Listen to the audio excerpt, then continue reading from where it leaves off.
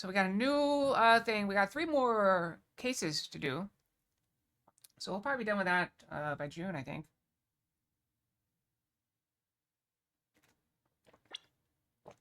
And move on to the next game.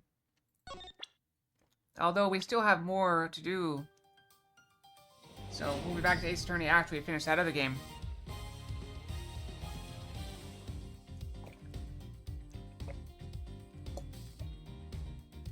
Alright. I drank my caffeine. We're good to go. I do have some news. The ants are back, but I poisoned them and they are almost all gone again. Oh, spinny, spinny, Disco Star Fox.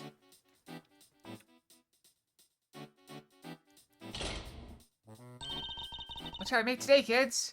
Samson And Judy's Bake and Bop. Bacon pop. Macarons, waffles with cream. Chiffon cakes are light as a dream. Oh, I like her dress. It's pretty. Laugh and sing and smile, it's true. All that sweetness waiting for you. But where? Over there. Someone's got something special to share. Ping. Let's see what we've got for you. Wow, they can bake and, like, they frosted a cake while dancing? It's cooking time. Are you ready to make something special together? That's really cool. Impressive.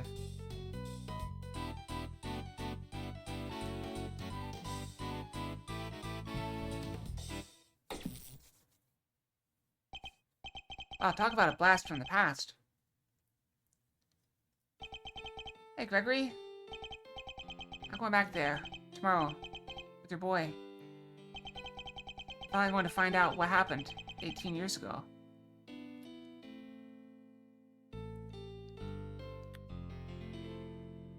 Never dig into the past. You never find anything good. Wait a second. Zodiac Hall. Fountain room. Fountain room?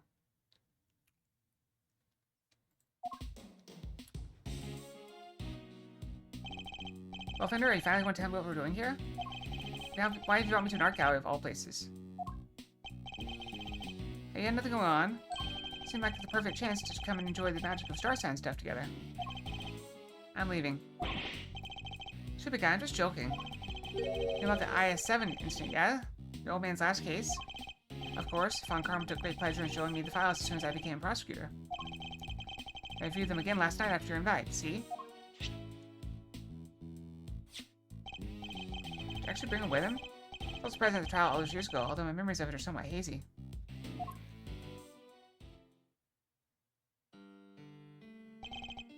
As a child, I was completely in awe of my father. The sight of him in court was inspirational. Gregory Edgeworth, attorney at law, and opposite him, the man who would become my mentor, Manfred von Karma. It was quite a case. However, it ended with the conviction of the accused. Ah, so you were there too. You were in the courtroom for Gregory's final outing. Well, that'll make explaining things easier. I want you to know something, see? Did we already dig into this once? And we got it all solved and wrapped up neatly?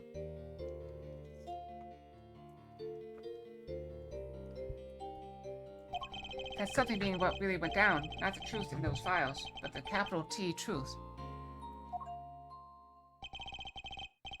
It was 18 years ago, smack dab in the middle of a real doozy of winter. Buildings were covered with a blanket of snow. It looked like the streets were lined with popsicles. Things weren't so innocent behind those frozen doors. In fact, some pretty sordid stuff went down. This is back before yours truly was the fine figure of an attorney you see before you today.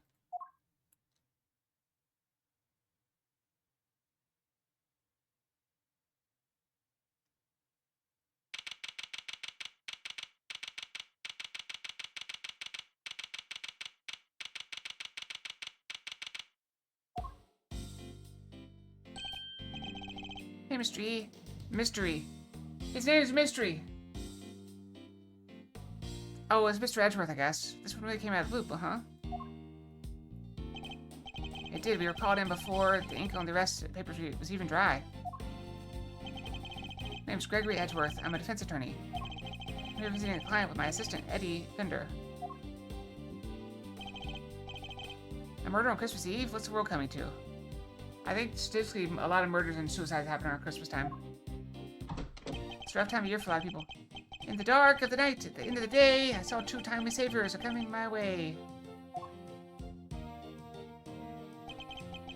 Welcome, my friends, to the visitor's room. We're not friends yet. I'm sure we will be soon.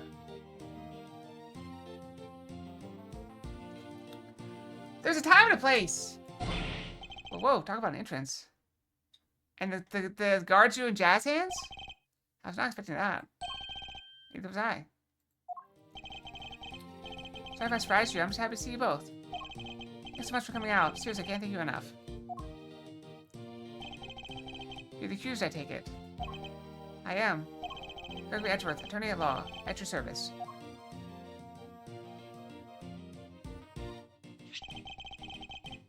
You know who's not guilty or not nervous in a situation like this? Guilty people. Look forward to representing you. It's my assistant, Eddie Fender. Pleased to meet you, sir. I'll do everything I can to help. Come now, Edward. Calm down, please. You'll have to forgive him. He's still new to this. He's been helping me out about time, but he's far from a fully fledged lawyer material yet. Nonetheless, I'm hoping he'll be of some assistance in investigating the particulars of this case. Gregory and Eddie, it's an honor to meet you both. My job as a defense attorney is to save my clients from wrongful convictions. The first thing to do is establish whether or not he was truly innocent. Perhaps we could begin by having you tell us a little about yourself.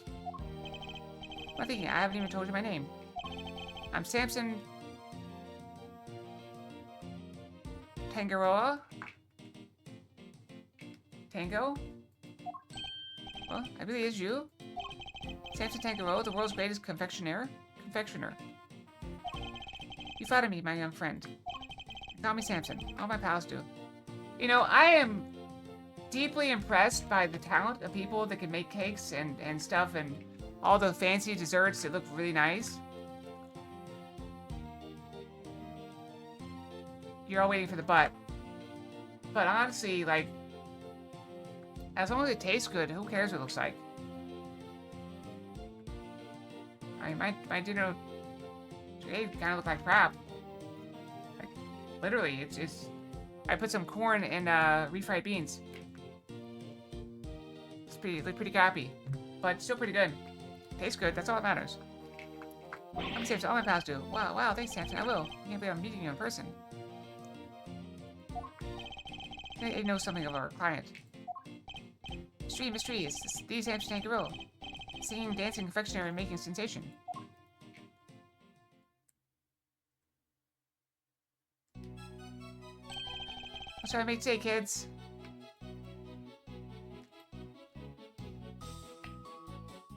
Macarons, waffles with cream.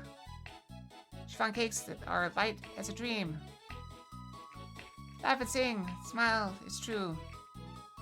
All that sweetness waiting for you. Look there. But where?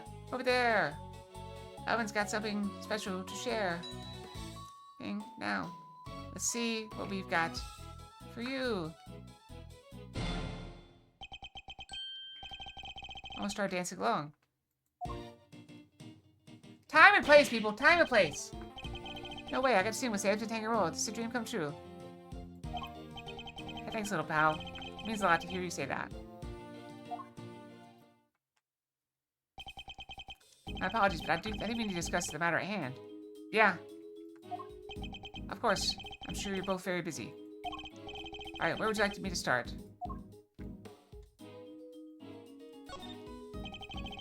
So you're not just a confectioner, but also a singer and dancer? I sure am. When I'm having fun, my body just starts moving. Also, let's see. What? Do we have any evidence? No. Got it. I usually enjoy making desserts. Aha, wouldn't it be much of a confectioner if I didn't? I like to make sweets that bring joy to others. Hey, they're not just things, they're works of art. Sparkling, dazzling, mouth-watering creations. Stuff that dreams are made of. So he aims to create joyous and inspirational pieces, does he? I understand that the incident in question happened at your mansion. It did. We were holding an international convictionary contest there when a body was found inside one of my creations.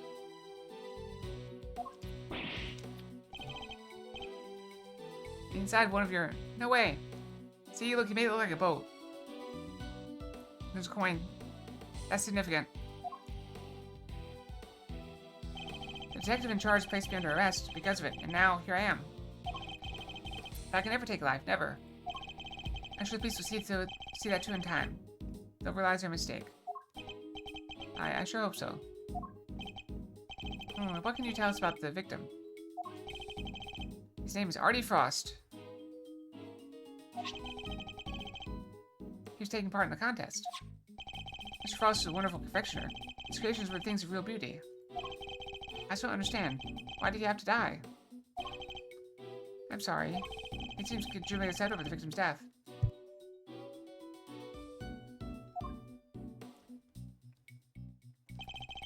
I think I have a pretty good measure of the man now. Mr. Tangaroa, there's just one last thing I need to confirm with you. You didn't kill Mr. Frost, correct?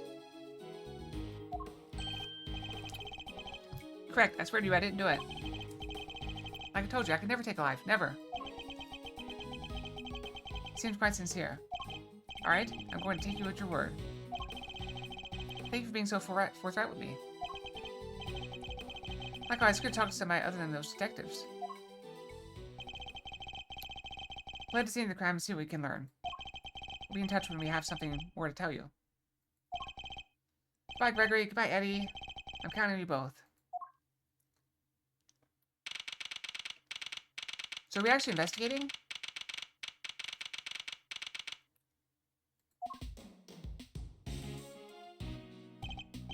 Well, it's pretty cold out there, huh, Mystery? We never saw so much snow. Yes, and it doesn't seem like it will be letting up anytime soon. Just look at this place. What a sweet house Sam's got. It's huge. Yeah, I hate that we don't really get snow here. That'd be nice. Yeah, big enough to hold an international confectionery contest, no less.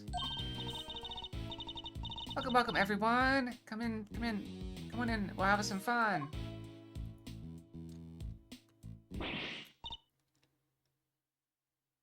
Oh, no. Are you alright? I'm sorry. Would you happen to be Mr. Gregory Edgeworth by the chance? I would. It's a pleasure to meet you.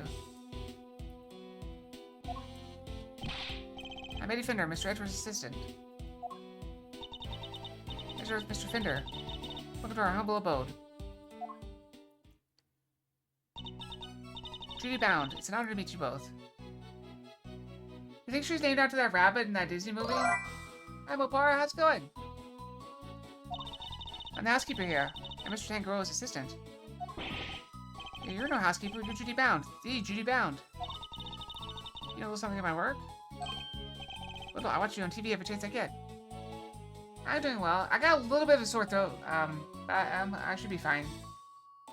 It's just allergies, I think. But I've been sick the past couple of days. I'm feeling better, though. I'm Bacon Bot's biggest fan. Hehe, it's very kind of you to say so. We're nothing without our fans. What might Bacon Bot be?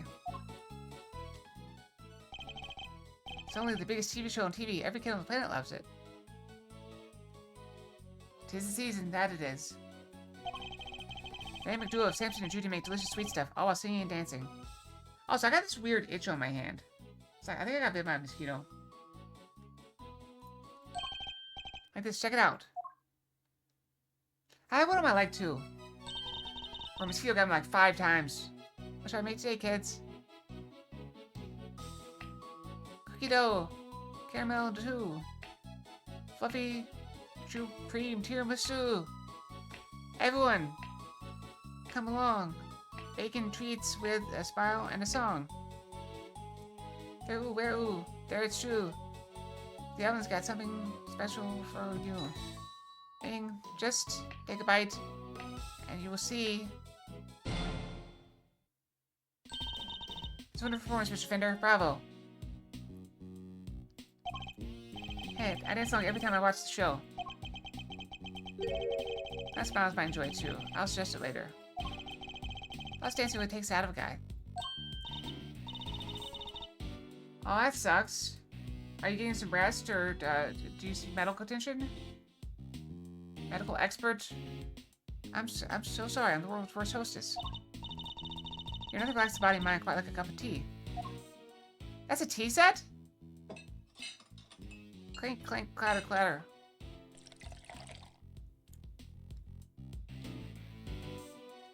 Only rest at night? That's rough. You had some rest or it might never heal. This is, Ceylon, correct? It's delicious. I know my eyes itching.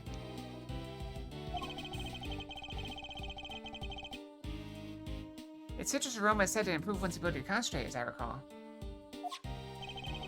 Interesting, so that's what Ceylon tea tastes like, huh? How odd, the sauce is cold. And so the tea cools down more quickly, I'm afraid. Some of our guests don't like it too hot.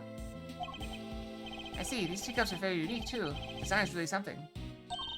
You think so? Thank you so much. I ordered them all the way from France. They're my absolute favorite. They're designed by a marvelous sculptor named Paul Halik.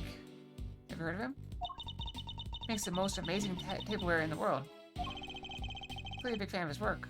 Oh, I am. These teacups are my greatest treasure. Sure, they're not afraid to show when she's passionate about something. No mind, Miss Bound. I'd like to move on to the reason why we're here. Can you tell us everything you know about the unfortunate incident that occurred earlier? How many character stories are there? In this one, there's 5. This is number 3. So we're working our way down the list. We're almost halfway through of this one, and then we'll play a different game. We've got what do we have? I gotta remember to install Fortnite, I guess.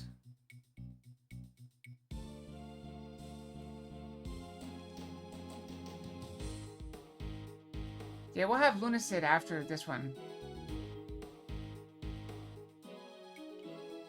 So we'll probably be starting that in June.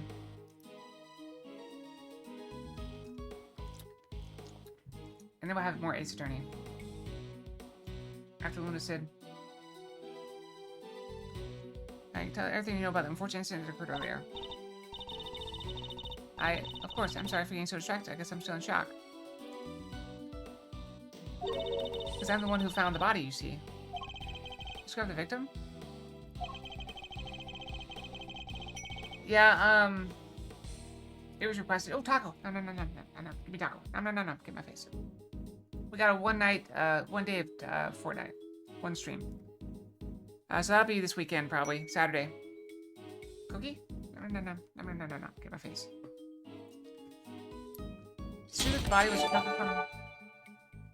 Oh, thank you for the 10 gifted subs, Elric! Holy crap, 10 gifted subs. Thank you very much. I only recognize one of those names. You've given so many that I only recognize one of the names.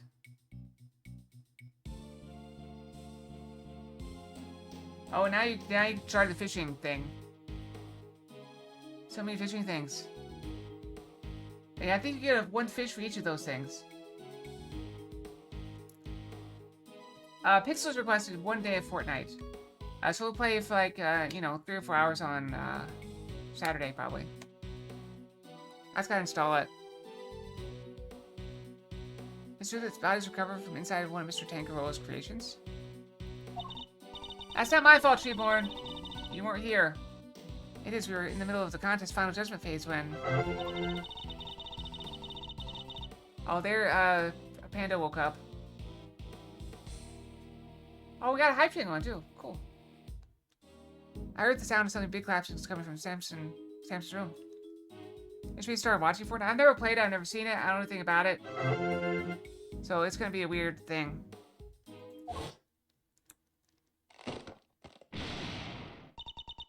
Samson, are you in here? Ah! I opened the door and went inside, and there was Mr. Frost's body. You called a scooter!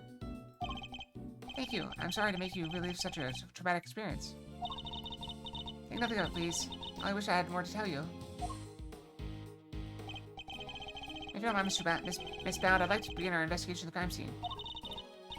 Mr. Edgeworth, Mr. Fender, you have to save Samson. He's no murderer. He can never do something like that. Of course. Leave us, Miss Bound. Thank you so much. I'll go serve the others their tea, then. Come ready to the scene of the crime. Yes, sir, Mr. E.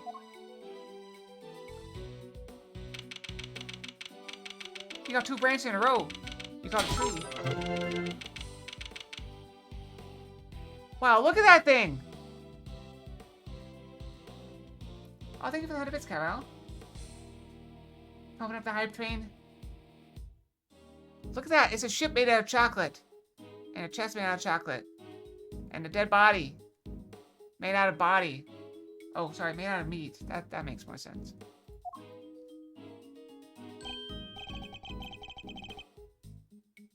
The character gets voiced? No way, everything in this room is made of chocolate.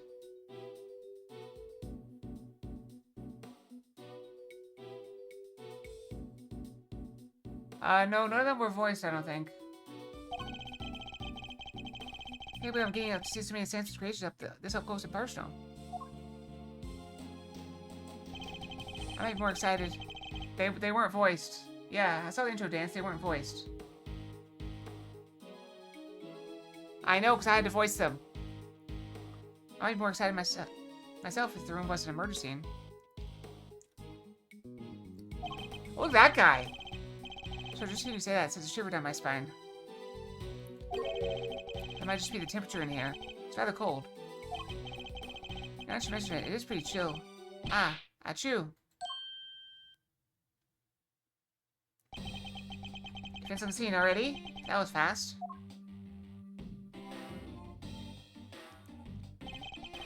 Pleasure to meet you. Gregory Edgeworth, I'm representing Mr. Tangaroa. Your voice in the unofficial fan translation version? Oh. Yeah, they weren't voiced in this one. It's my assistant, Eddie Fender. Nice to meet you. Bad, Detective Tyrell Bad. Oh, you got a manta ray. That's cool. Oh. Others was just here earlier. I don't know if they're still here. Detective in charge is a man named Bad. Man, a few words. Something about this just doesn't taste right. Why don't you eat it? Yeah, I hate wet paper. Moving on. Oh, you swallowed it! Why would you do that? You eating your no paper? Next to over his thoughts. Oh, it helps to just remember them. I hate it. I hate it. Little quirk of his. Please try to ignore it. I try, but it's hard. Maybe first admit that easier said than done. Instruction out of the way. I might throw up. It's bad. Would you mind if we joined you in investigating the scene?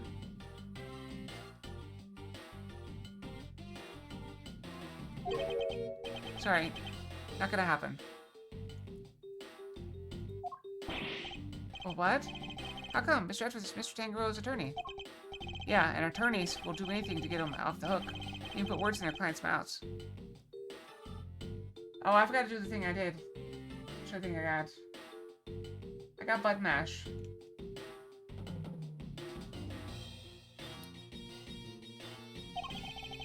Any of that on my crime scene? Judge would never do something like that.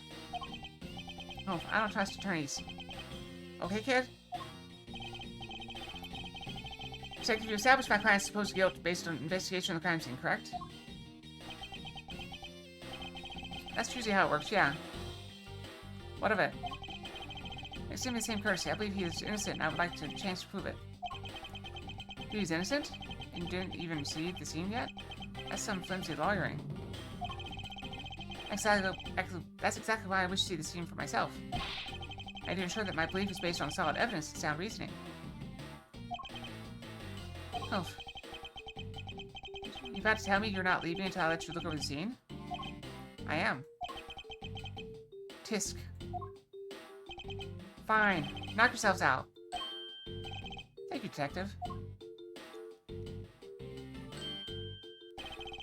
I'm coming around with you. Like I said, I don't trust attorneys. If you're good with that, go ahead and get to it. That was a lollipop this whole time? Must admit I didn't see that coming either. I think there's still quite a queue, Alec. I could be wrong. We better get started then. I need to take notes, Eddie. On it, Mr. E.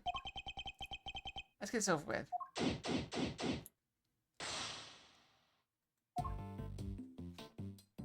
Let's look at stuff. Red Over and the Crimson Tide. This title is the inspiration for everything on display here in this room. Even the treasure chest, of course, but also the other nautical objects on display. Certainly a suitably grand theme with which to showcase Mr. Tangaroa's talents. This looks really amazing. This is where the body was discovered. Yeah. He took it away already. Everything else is just how we found it. I don't know what this is. Here's the body was inside the treasure chest. Yeah, a woman by the name of Bound found it.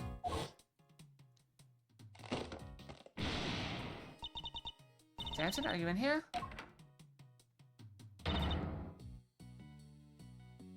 Ah! Seems you heard something breaking and came in to see what it was.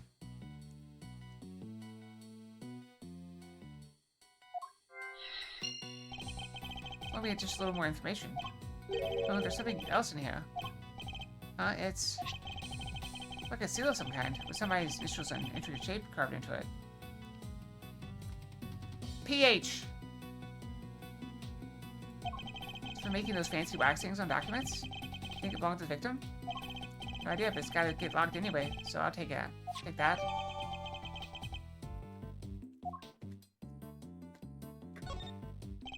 Sweet, really rather impressive, making an entire ship out of chocolate.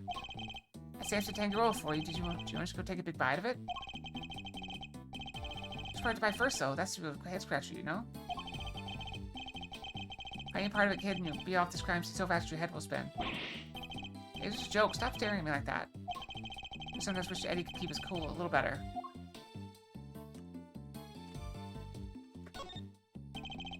One stands the ship is broken. Ship must have collapsed on the treasure chest and smashed it open. Wait, do you think? Oh, you got a big pickle! That'd be how the victim died, was he crushed by the ship? Well, this becomes an accident, that's not a murder. Too serious?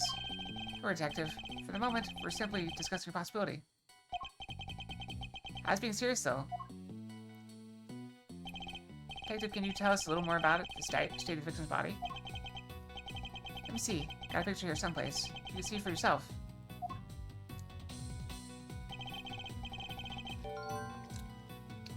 Death was from blunt force trauma. What about the weapon? Has it been found yet? You can ask the prosecutor in charge about that. Detective's not one for sharing much, I see. Would you mind if we borrow this? No skin off my nose. It's not like it's official. Bound took it with an instant camera when she found the body.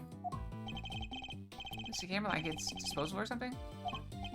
That means it develops pictures right there and then when you take them. Right, sounds pretty convenient. I better get my facts straight and take down some notes of my own. There's something in this picture that contradicts the current crime scene. I'm gonna call my powers reduction to figure out why.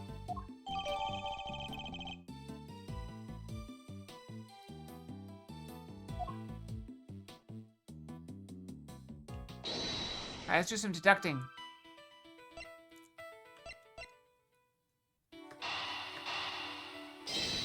Well, that's easy enough to connect. Stand broke and the ship collapsed with it. The loud sound it made brought Miss Bound running.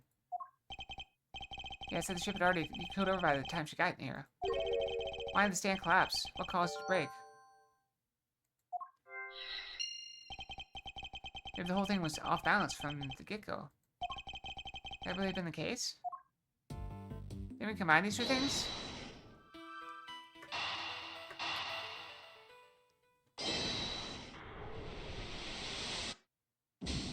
Nope. I suppose that was a bit forced. That's not gonna work. are you investigating, officer? Sir, I'm just taking the temperature of the water here. What have you learned? It's warm, sir. You ever just want to slap somebody? Just slap. The stream in each room flows into the main fountain, and then the water is circulated back to the rooms. Unusual to say the least. I've never seen a house quite like this one. Rich folks, they're all crazy. How's it looking over here, officer? Nothing interesting in that cupboard, or?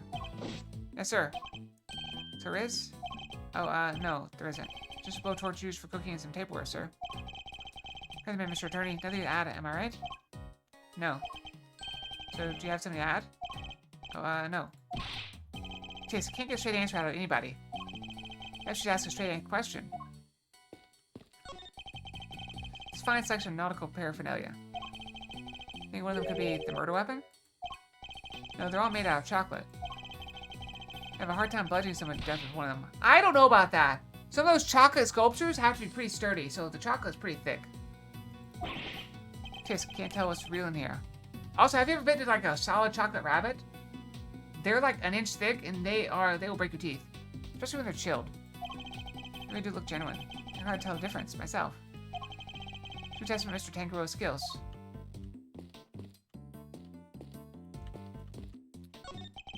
There's some very tasteful tableware here, along with some kitchen utensils. He said it's the same design as the one Miss Bound served us with earlier. Think Santa could have been drinking tea out of that? Pot and cup were dusted for prints. His were the only ones they found. But the case for utensils too? Everything else had been washed, so there weren't any prints to find. Mr. Tangaro was wearing gloves while he was working on his confectionaries. I can explain why prints were only found on the teapot and the cup.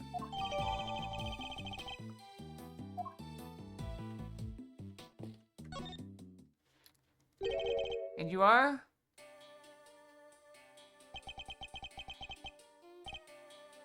Herng! Sorry, meditating. Did you want something? Detective? I'm an attorney, not a detective. Gregory Edgeworth, a pleasure to meet you. He does look like a detective, though. I'm his assistant, Eddie Fender. I see. Name's Carmelo Gusto. I'm a confectioner, here for the contest. You are? What's your specialty, Mr. Gusto? Caramel.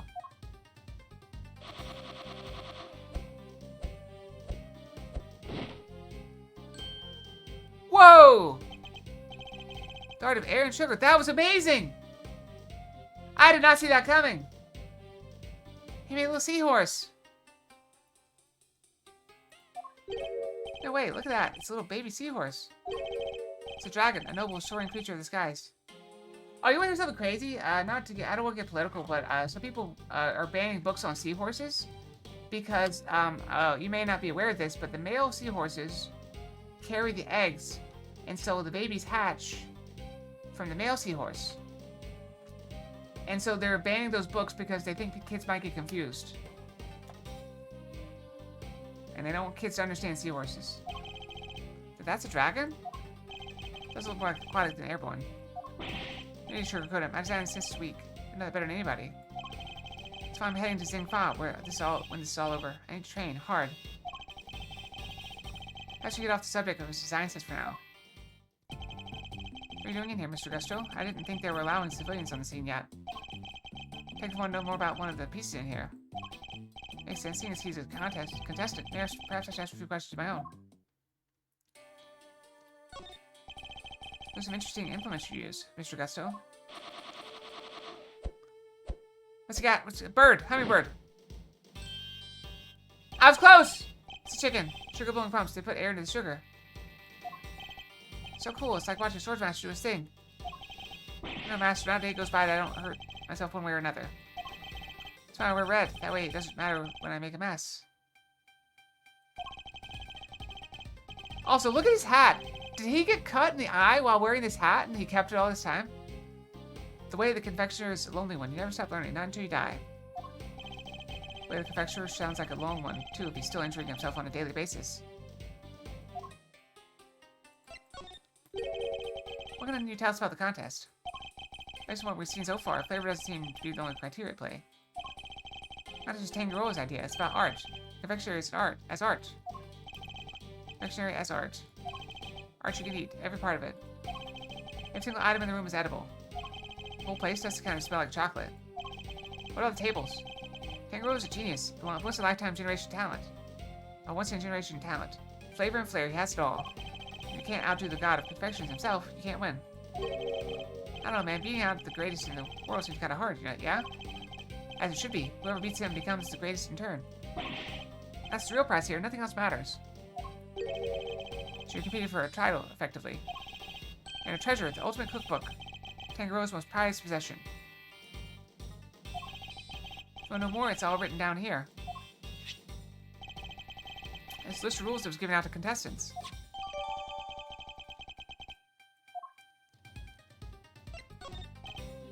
So I don't know much about what happened. All I heard about it after the judging was over. How was the judging organized? It started at 3 p.m. Tangaroa began making the rounds right around then. He left his own room and worked his way around the venue clockwise. My creations were the first to be judged.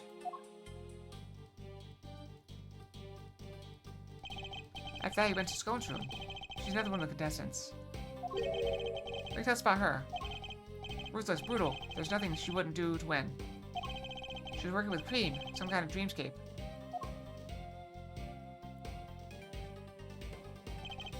Then last of all, Frost Room. This thing was flavored ice. Sculptures this time, or so I heard.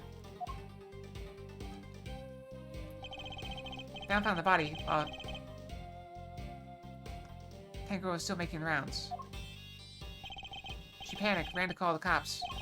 Tangaroa went right on judging, claimed she didn't know a thing about it until afterward. Went ahead and looked over the victim's work, even though the guy was nowhere to be seen. Pretty suspicious behavior in anyone's book. Really? If you don't know something happened, why don't you react to it? I don't have enough information to challenge him on that yet. Oh, Detective Bad? What were you and Mr. Gusto talking about earlier? I was going to ask about the piece on the wall here. The one in the frame. Seemed like something was off.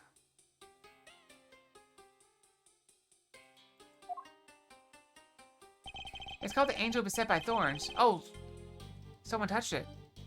I better ask somebody who knows about this stuff. Then you bozo showed up and pulled me away from my very important work. Perhaps we can take a closer look together. There's a leaf missing. Right here. And somebody's fingerprints are on this. And also this is called Angel Beset by Thorns. There's no thorns. Take a hint, can you? Mr. Gusto, would you mind helping us out? Of course. Confectionery is my life. If you have any questions, I'll be happy to answer them. Oh, we need to go run an ad, don't we? Alright, we need to run an ad. So I'll be right back. We're gonna pause right here. And I will be right back.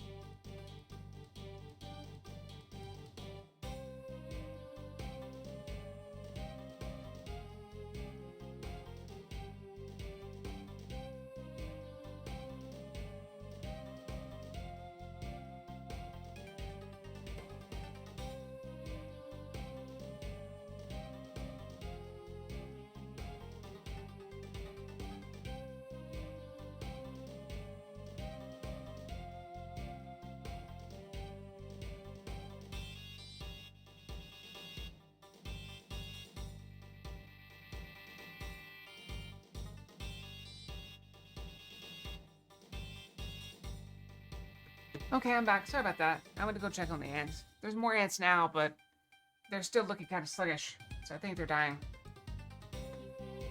Alright, thank you. That's very kind of you. We're moving on. Alright, let's take a look right here. Are these finger marks? Yeah. We don't know whose yet. Still haven't figured it out. No fingerprints, no ID. Finger marks without prints? They could certainly be important to the case.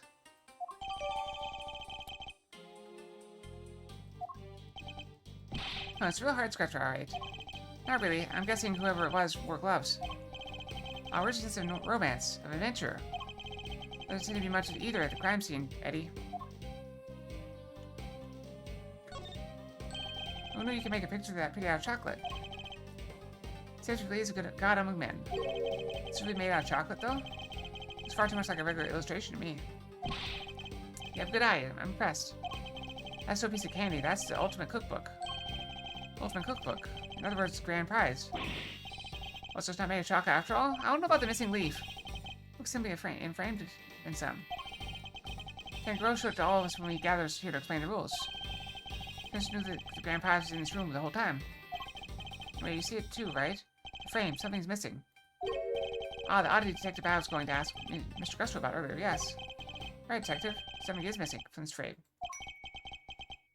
Oh, thank you for the pats. So not just me. Huh? What's missing? I bet you Eddie which part of the frame is missing. Some chocolate.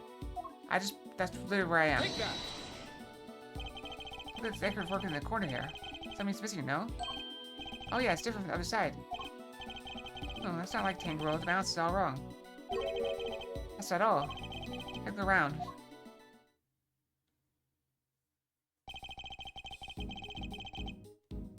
Every confection in this room is missing some small bit. Oh yeah, look at that. That's missing a thing. That's missing the piece. Hey, bye, Mobar. Have a good night, okay? Sleep well. Thank you for coming. This is missing a light. Thank you. You're right, the candle holder, the nautical stuff, they're all like that. Did somebody deliberately damage them?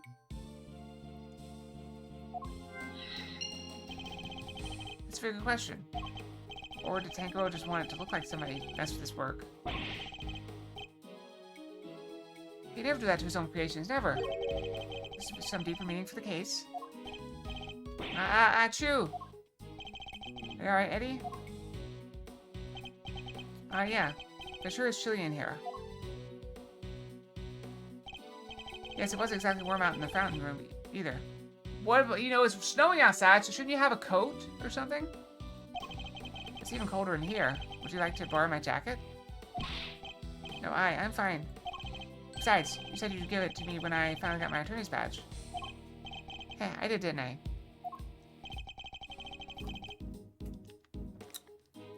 Why did I have the heat down so low? Chocolate needs to be kept at the right temperature. Take a look behind that panel on the wall. What panel? Look at that, it was here the whole time. There's one in each of the context rooms. Can't go hit them so they wouldn't spoil the aesthetic of our works.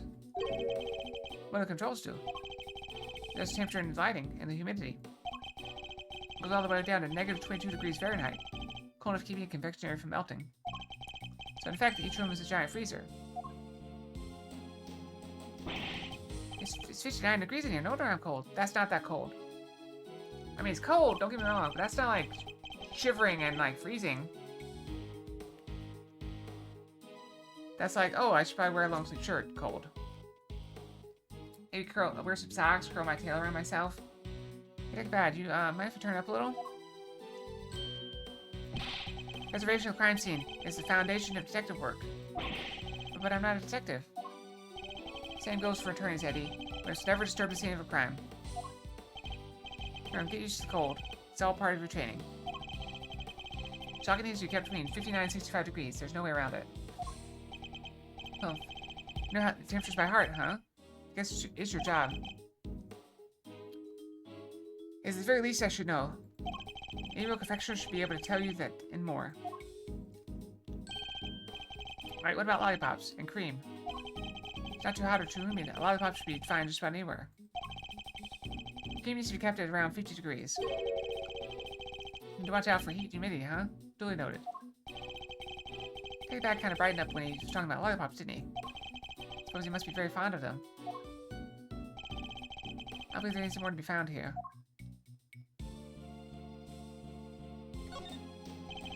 It's like a fire alarm. Yeah, and before you start prodding it, it's not made of chocolate. Push it and bells start ringing. People will come running from the security room. A whole bunch of hassle, so don't. I know you want to, but don't. I honestly thought it hadn't even crossed my mind. Humph. Typical attorney. What's being an attorney have to do with it? Anything.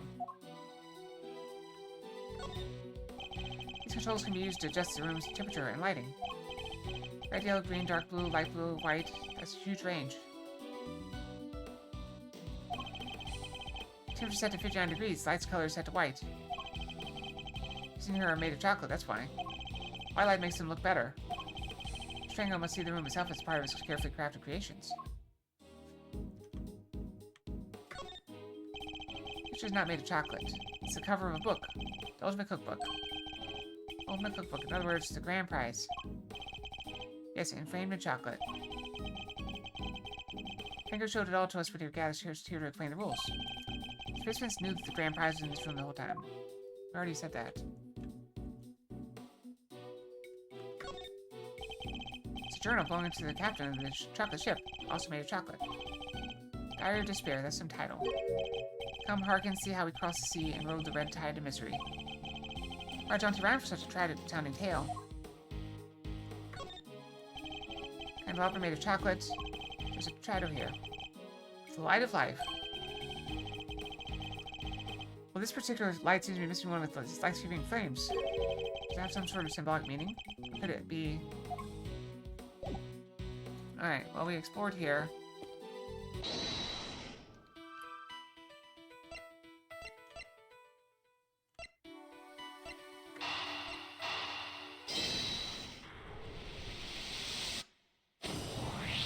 Alright, we got some... All of Mr. Tango's creations are missing a little piece each. Including one stands that was holding up the ship. This one really went all out. Do you think it could have been the killer? It's certainly a possibility. Either way, I think we can safely say the stand was damaged in our mystery person's tampering spree. When it broke, the ship fell and smashed open the treasure chest. It should have remained closed otherwise. So wait, do people ever eat these things, you think?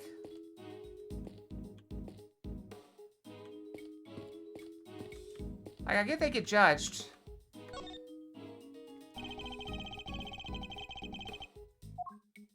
I already looked at this thing, right? Can we look at the evidence?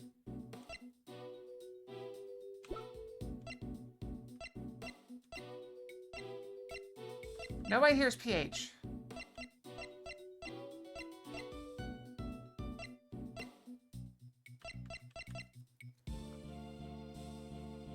Oh, Paul. Oh, Judy Bounds followed Paul Halik. So that's one of her things, maybe. Okay, so we got that.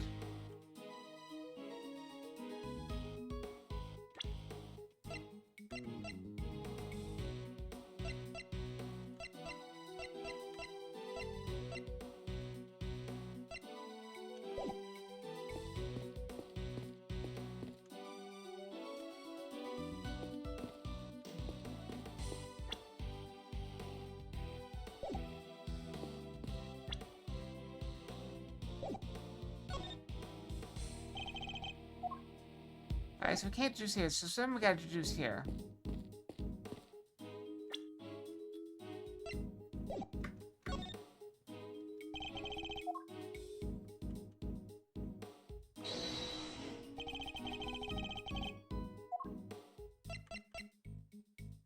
Eureka!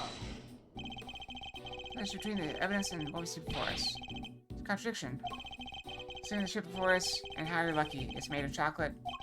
Otherwise, you'd be on it right now, floating down that little stream over there. I think the most pleasant way to be ejected from the crime scene. Alright, what do we got? The missing ought to be here.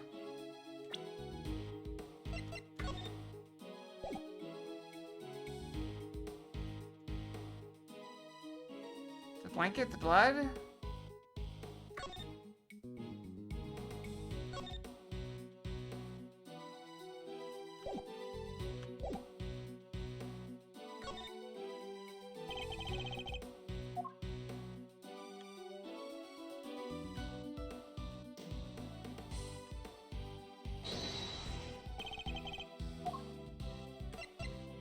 Eureka!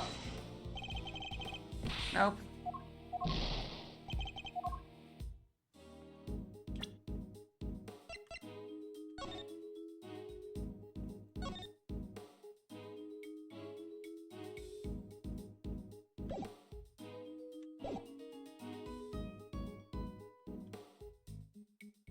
Wait, there's more to it. Hold on.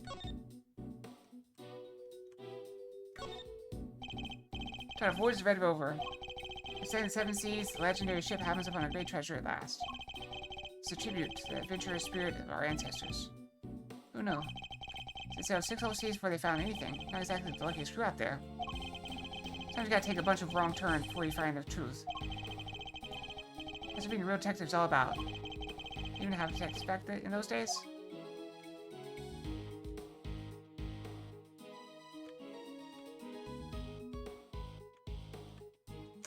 Well, I don't think that helped us much.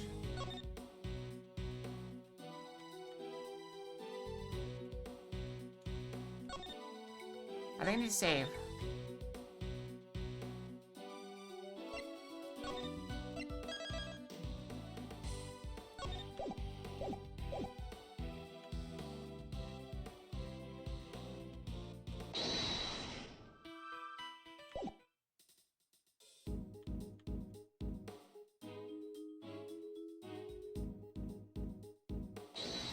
Is it not here? Is it here?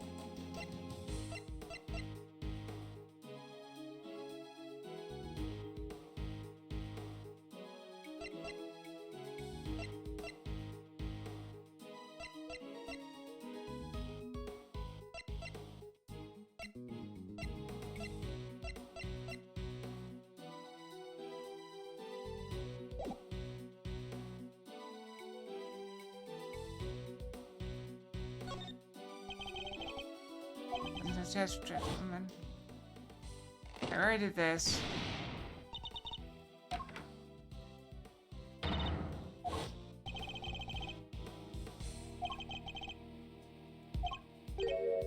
There's something else in here. I found that thing.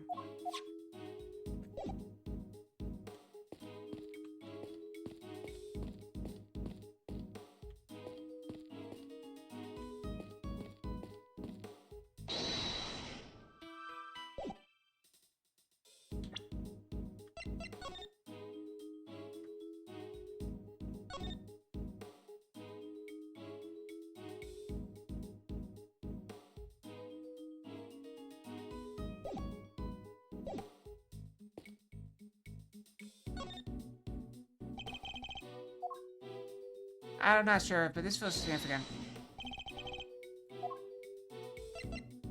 Eureka!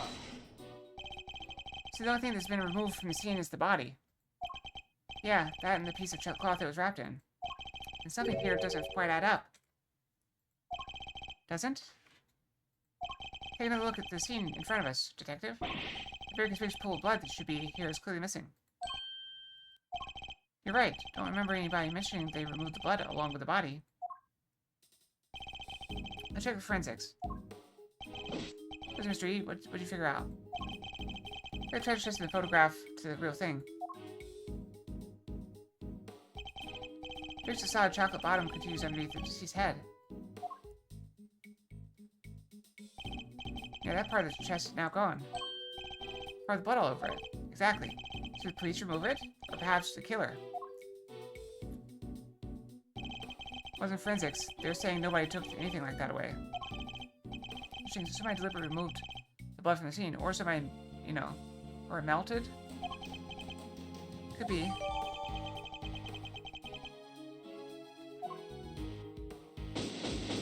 I completed that.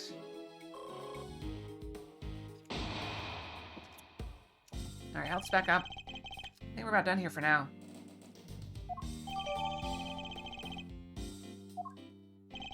Well, if I wasn't convinced before, I am now. Tanjiro did it. No two ways about it. Well, what do you mean? All of this place locked from the inside. The only way to unlock them from the outside is with this key. I see, and who had access to that key? What do you think? Tangaroa. That's the only one. There aren't any copies.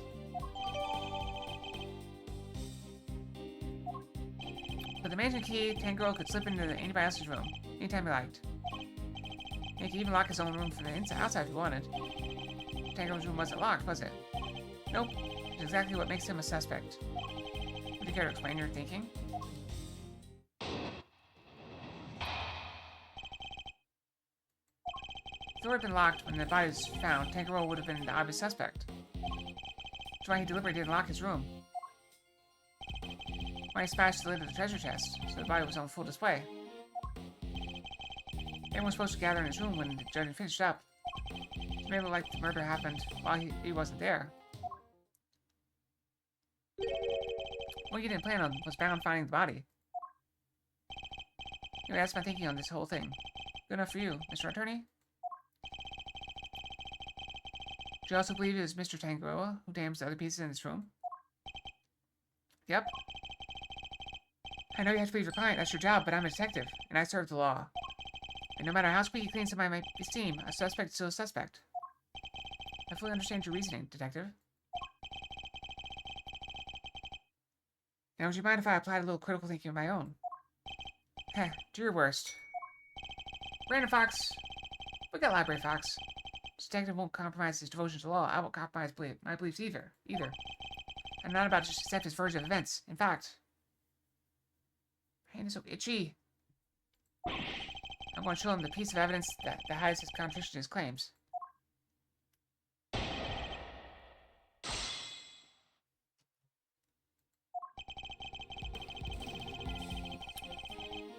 If the door had been locked when the body was found, the tank was obvious suspect. I will have to be a piece of evidence.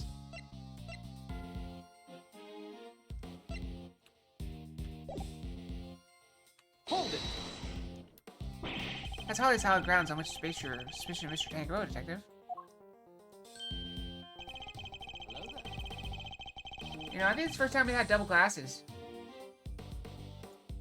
That's hardly solid grounds to start shouting objections left and right on, Mr. Attorney. Hey, quit interrupting, let me finish. That's why he deliberately didn't lock his room. Hold it. And why would he deliberately not lock his door? Because if he locked it, he might as well have held a sign saying he did it since he had the only key. Or maybe it was just a coincidence. Maybe he just left it unlocked without meaning to. He's happy to leave it unlocked, and somebody just happened to find a body inside? Come on, kid, you'll never make a detective thinking like that. But I don't want to be a detective. I want to be an attorney. Grateful if you'd stop trying to steal my apprentice. Look, there's a reason why Tangaroa left his door unlocked. Why he smashed in the lid of the treasure chest, so the body was on full display. Hold it. Say Mr. Tangaroa himself deliberately smashed the treasure chest open? Yep, if he hadn't, the body would have never been found. I struggle to see how he managed to destroy his creation while judging the contest at the same time. Exactly, and besides, there's no way he would have disrespected the sweets. He eats every last crumb on Bacon Bob. While dancing, that's the only way his stuff gets destroyed. This is about what happens on TV, kid. You know about Bacon Bob, Detective? Am I the only one who isn't familiar with the show? Sounds like it. Wow, I never would have guessed. You seen the theme song too? Never mind that now. Focus. Point is this. Tangaroa was responsible for breaking that lid. Everyone's supposed to gather in his room when the judging finished up. Hold it. Then we get Mr. Guster's room, correct? Yeah. Kinda want to check his hard cane stuff out myself. Oh, is that the case? case, how about a demonstration? I'm gonna go with that fish. Nope. Oh, it's you, detective. Oh, I called him a pig. Are you calling him a dirty dog? Oh, dog. Oh, it's a wolf. No. Oh, a lone wolf. I like it. I'm trying to enjoy these little displays. Anyhow. So it made it look like the murder happened while he wasn't there. Hold it. You have a clear idea of when exactly the murder had took place? Not yet. Autopsy report's still pending. They still went ahead and arrested Mr. Tangaroa. We may not know when the murder happened, but we know when the body was discovered. It's while Tangaroa was judging Gusto's room. Gusto? Perfect alibi if you could set it up just right. Still not grounds for an arrest. I'm sure you haven't to agree with that. Do I? Especially when I've got nothing more to say to you. Look at he's hiding something. That seems pretty convinced that Mr. Tango is the culprit. There's no way he would have vandalized his own creations. No way, still. It's just to get smashed in. There's no denying that. Perhaps we should focus more on what led to the body's discovery. Doing so should make it easy to spot the flaw and detect the bad's theory.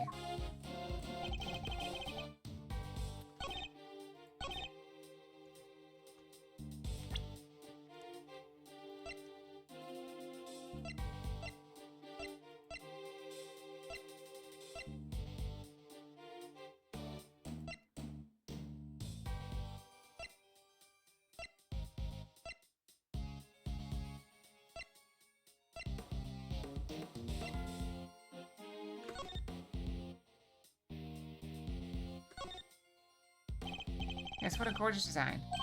Really? Just seemed like a bit out there to me. Like, how do you even get your tea in there? Right, it's about function, Eddie. It's about form. Guess I'll have to take your word for it. Star stuff's way beyond me. There's the pH. Look, there's something stamped on the bottom. It says pH. That must be Paul Hillick's pottery mark. Those are his initials, after all. That's why she's a big fan of his work. His initials, huh? So if I made it, it would say EF? Perhaps you should practice by initialing your personal belongings first.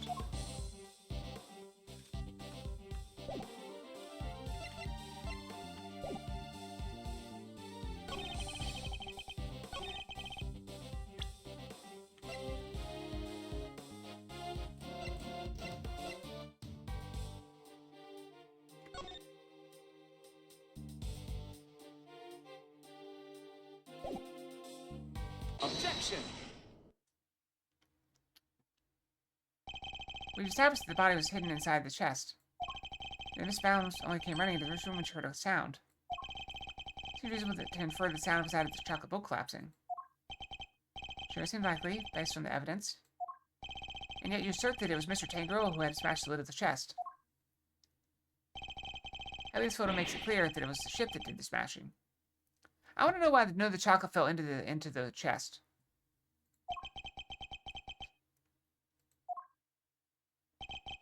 That had occurred only moments before Miss Bound entered the room. It couldn't have been broken by Mr. Tangaroa, who was out judging the contest that time. I say he did it then and there. He could have done something to stand, so it collapsed when he was in the middle of judging. Objection! Any way of proving that assertion? Nope. The investigation isn't over yet. There's still time. She doesn't have anything conclusive. Have you found any prints in this room besides those of Mr. Tangaroa? Yep, on the door. But we found Tangaroa's and frost prints on there too. We were all brought in here for a briefing right before we started work on our creations. Those prints are probably from then. If you haven't checked any of Mr. Tangaroa's works for prints yet? I would. We know that somebody tampered with them. Therefore, it's possible they left some prints behind when they did so. Fine. If we don't find anything, your guy's still top of my list. Got it? Also, I'm pretty sure dusting for prints is gonna make them inedible. You check all this chocolate stuff for prints now. Yes, sir, right away. Take it bad. Finish dusting the chocolate and... You found prints that don't belong to Mr. Tangaroa, sir. Go on, whose? Delicious Golem, sir. She's one of the contestants. Good work. You can go back to whatever you were doing investigating before. Yes, sir. So you think we have a suspect besides Mr. Tangaroa? Well, even with the actual all of your input, I wasn't about to wrap up the investigation anyway. I'll go speak to Miss Scone and see what she has to say for herself. Delicious Scone, Mr. Gusto and Mr. Turtle too. Since she was ruthless, she'd do anything to win. Scone Lady sounds like a pretty suspicious character, huh, Mr. E? I think we better try to speak with her ourselves as well. Think bad, would you mind if we accompanied you?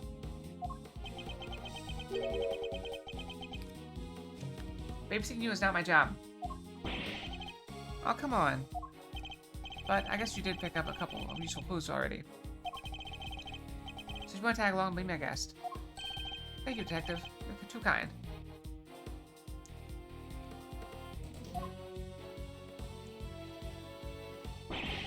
But Detective Bat, sir, I don't think that's such a good idea.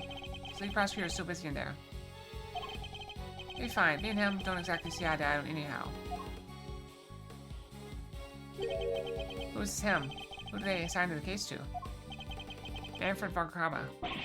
What? They give it to von Karma? He hasn't lost a case in 25 years. Manfred von Karma, living legend over at the prosecutor's office. We've never faced one another in the courtroom, but I've heard plenty of stories. Say he'll do anything to ensure a guilty verdict. I can't let that distract me. For now, I need only to continue to do what I believe is right.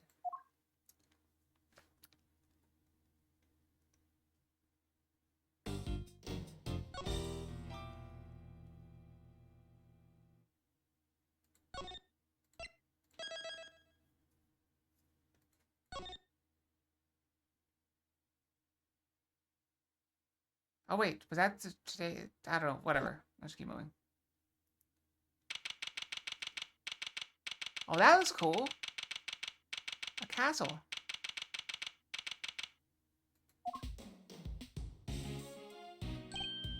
Oh, Candy Castle. And look, there are even some little elves to go with it. Where? Oh, over there?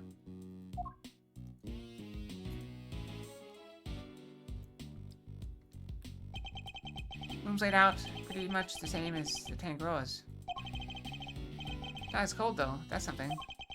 Let's see, yeah, looks like there's a temperature control panel in here too. You're there where that orange light is, right? We better take a close look at that when we can. Like a fairy tale storybook in here. And this whipped cream covered construction must be the work of Miss Delicious Scone. Is that a cake? Where is Miss Scone? Is that her over there? Hey, I'm just over here, dearie. Yep. How did she make this? She's too short. Let's look at you lovely boys. Delicious Scone at your service. Some cheeky blighters back in Blighty even call me Miss Delicious. Tee. Called a lovely boy at 34. Unexpected to say the least. He's 34? He looks like he's 50. A lovely boys. Really? Even Mr. E? Yes, dude. You detective over there. You're all lovely boys to me. I'm nobody's lovely boy, lady. Name's Bad. I wonder just how old she is. Just so we can get out of here, Mr. Attorney. Yes, alright. Let's make it this. Just chatting with the defense. Get to the castle? Mr. Edgar, some scared cat just stepped out of the castle. On Karma. What? He's made from Karma. He's made from Karma? He's sorry, mannequins. Notorious prosecutor Von Karma himself. Pleasure to meet you, Mr. Von Karma. Gregory Edgeworth, attorney at law. Oh, I couldn't care less what your name is.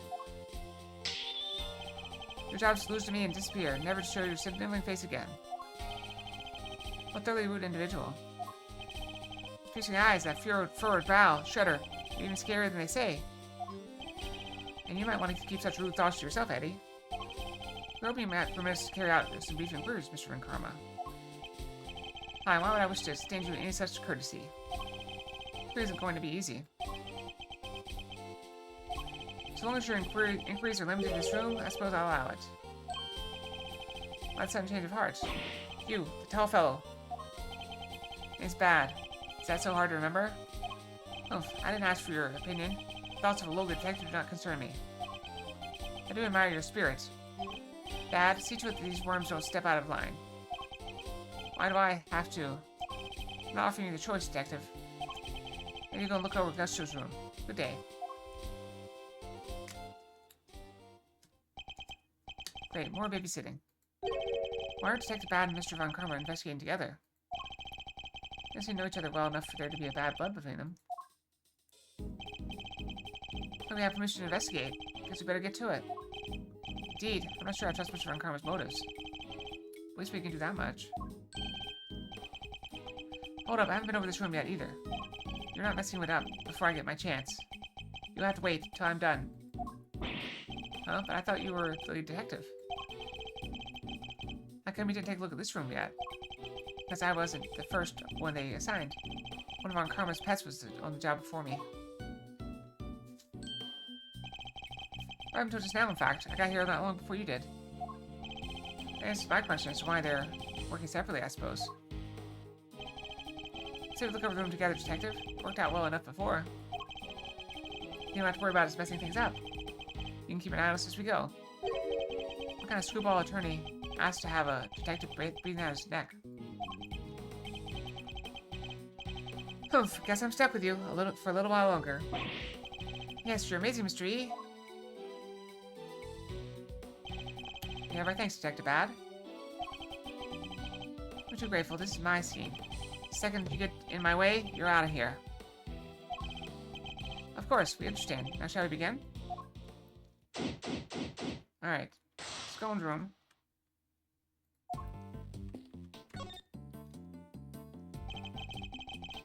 It's an incredible piece of work. Hard to believe this whole castle is made out of sugar and cream. I know, right? It's like we're inside a magical medieval story or something.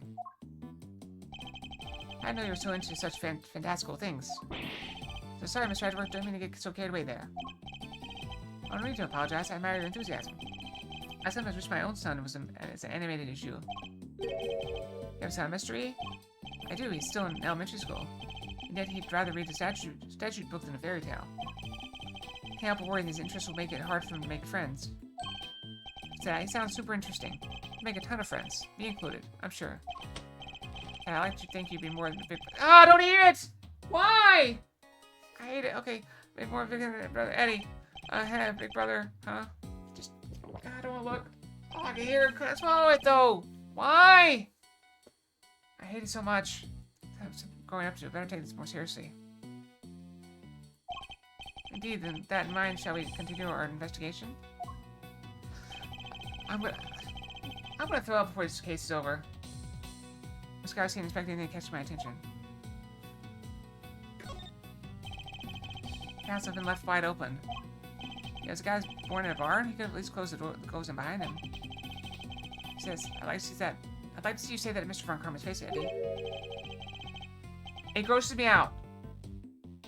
Wait, there's a bunch of stuff inside. Let's see. Oh, okay, if anybody's gonna be handling of evidence, it'd be me. This game's going all runny. It's melting and will lose its shape at the slightest touch. Follow the detective's shoes. Why is items being stored inside a candy castle? Okay, tell me what you want me to look at first. There's a bunch of blue cloth back here there. 1, 2, 3, 4 rolls all together. Something that made of candy. No idea what this stuff is for. Looks like it's might hidden in here. I think I've seen fabric of the same color somewhere else before. 2 big rock crystals. Looks like somebody was using the castle for storage. I expect something a little more exciting behind those doors. I know. They're giant uncut gemstones.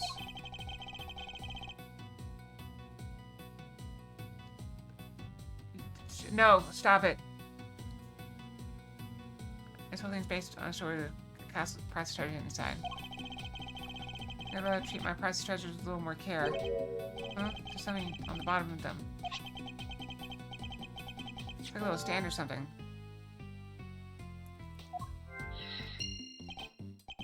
That's right, they are gemstones. Stands so they could be put on display. There they are. It seems they're not just a large set of paperweights. Well, those pillars, they have hexagonal indentations. There's something supposed to go in there. Whatever they were, they're long gone. Hexagonal indentations, huh? I wonder. It's pretty obvious that's where they go. There's two of them. Hexagonal whipped cream, so maybe a giant strawberry. A strawberry with a hexagonal bottom. I like strawberries, okay? Can't blame a guy for wishing. I prefer bananas myself. But it's for me.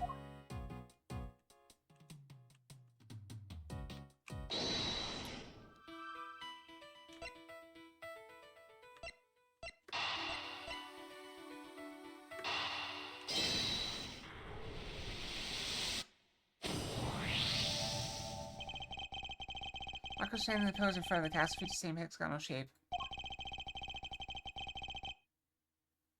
I believe the crystals are meant to be placed on top of the pillars. Sorry, I'm trying not to throw up. Yeah, hexagon to hexagon. Makes perfect sense. If that's the case, then why were they being hidden inside the castle? Those blue cloth and rock crystals inside the castle. Imagine both must belong to Miss Scone. Miss Scone? What were you using items inside the castle for? Oh, those? Sorry, Lambkin. I'm not allowed to say. Let me guess. On Karma? Eek, how'd you know? Please don't ask me to tell you. It'll have my guts for garters. Seems the prosecutor has no intention of sharing anything with the defense. I thought we were on something with those giant rock crystals, but... What's that, dearie? You're interested in my little trinkets? Trinkets? It's supposed to be, I use them to make people all lovely and relaxed. Rock crystals and claws to do that? I do. It's wonderful. You should see it. And they're not just any old rock crystals either. They're in the great big lumps of salt with lights inside of them. Those things are lamps? Tee, oh, that's not even the half of it. Those claws holding a more exciting secret. They opened up the moment we started talking about her trinkets. Here, why don't I give you a lovely voice a taste of my relaxation magic, huh? Buddy Bumpkin, can you get all out set up for me? Name is Bad. Is that a no? Why are you being so selfish, Batty Bumpkin? Have you finished taking photos of this room yet? Yes, sir, we have, sir. Help Miss Golden here with something, will you? Yes, sir, right away, sir. Hee. Oh, you're a sweetie at heart, aren't you, Batty B? It's amazing, Miss Golden. You got to do exactly what you wanted. That's some talent.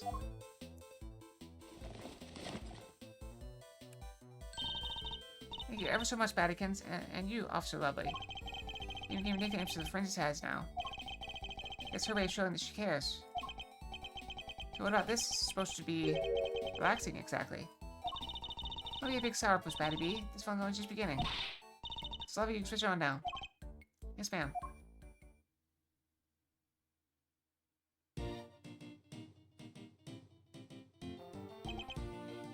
Huh. Oh, that's beautiful. It is. I wish my son were here to see it. It's against the rules, though. Is it, though? Is it just wonderful? Because this isn't edible. It's in the rules.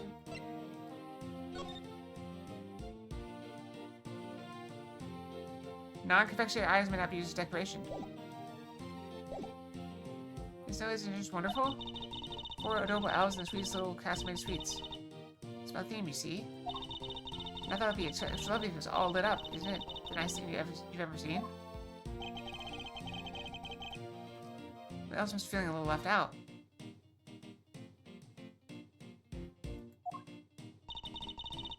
So I was supposed to look for the contest. I'm glad you left boys got to see it at least. Wait, shouldn't the lamps be lit up too? What's happened there, I wonder? Maybe better take a look at the lamps in the elves one more time.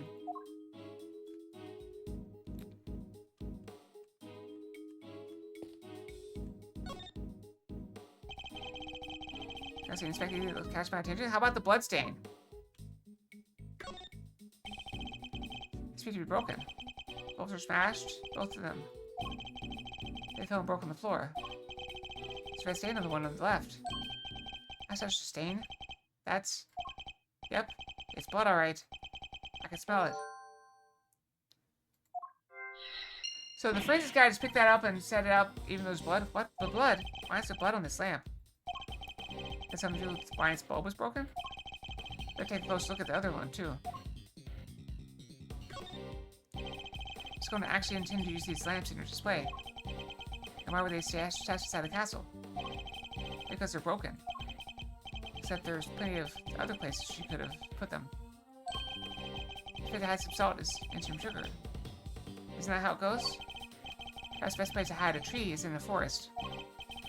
And when teachers put these salt lamps on their final display, that contradicts a certain piece of evidence in my possession. I need to point it out by making a deduction.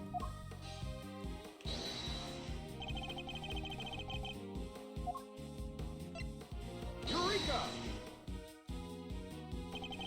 Take a look at the list of rules for the contest, detective. Non-confectionery items may not be used as decoration. Means salt lamps and luminous cloths would be able to have to be going against the rules. Is that what they were stashed away inside the castle? Is that why they were stashed away inside the castle?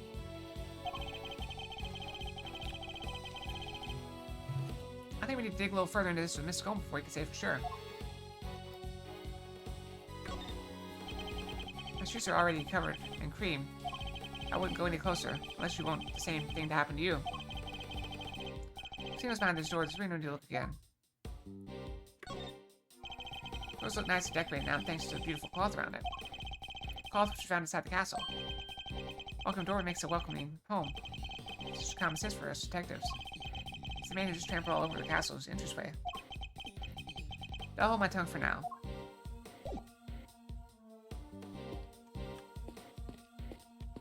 Yeah, this elf doesn't have a decoration. It doesn't have an illuminated cloth over it, like all the others. I afraid to leave the poor guy out, Miss Scone. I didn't want to, did I, dearie? But one of my cloths and one of my little machines went missing. Oh, then what sort of machine exactly? Oh, you never guess how it all works. Those luminous cloths are connected to those little thingamajigs. They're called full spectrum light emitting devices. Send light down the main cable into the optical fiber stand. That's what makes the cloth glow. A little bit of fiddling, you can change the light to any color in the whole wide world. Bright red like ferocious fiery flames. Cold blue like pink crystals of ice. They have these special batteries that last for donkey's years, and they don't mind the cold at all. So these machines, they're what makes the special luminous cloth light up in all these beautiful colors, Miss Tree. I see. So much new technology I can barely keep up. There's light emitting devices, you lost one of them, and a piece of luminous cloth? That's right, Lambkin. Even no one knows where they could have got to. This cloth, it could have something to do with the case.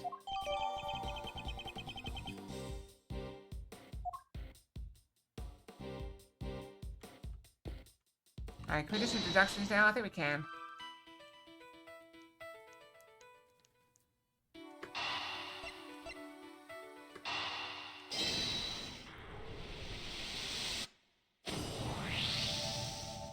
Alright, we know that the victim was struck and killed with something blunt. We found blood on one of the lamps, which has a smashed bulb inside. Could the lamp not have been the murder weapon? Sure, could definitely do enough damage to kill someone. You science guy, did you finish analyzing the blood from the lamp yet? Yes, sir. Just got done a minute ago, sir. The blood's the victim's, no doubt about it. There you have it. So the murder weapon was hidden in Miss Scone's room. We didn't think we may need to add her to our list of suspects.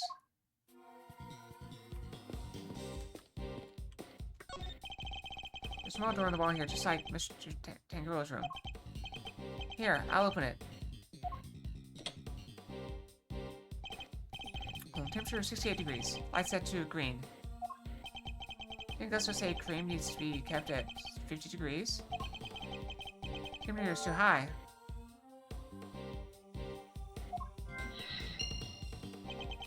That is odd. I wonder why.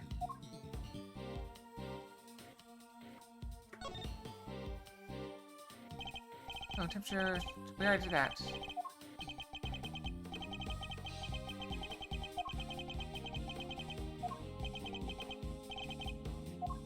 Alright, that didn't give us anything.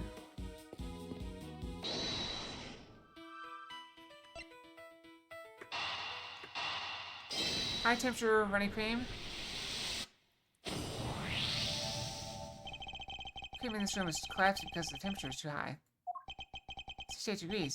My messed up shoes can vouch for that. Yet, you open the doors to the castle, the handles themselves were just fine. They were sturdier than expected. Sturdy? That's not the way I would describe most things made of confectionaries. You better take another look at those handles, don't you? What the? I think it's safe to say those handles aren't made of candy. There's the handles, the whole castle, the little elves. They're all just plastic models with whipped cream smeared on top. What's in this? Confectionery art after all? No, it's simply made to look like candy, with the creams having been added to lend it all an air of authenticity.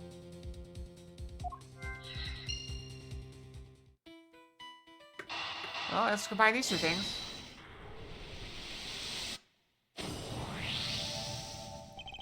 No one just used decorations that were against the rules. She didn't even make it any real sweets. It's gonna make a mockery of the rules. Yeah, guess she's not gonna get crowned world's greatest now. Why is it so warm in here? Do you think it's got something to do with all this?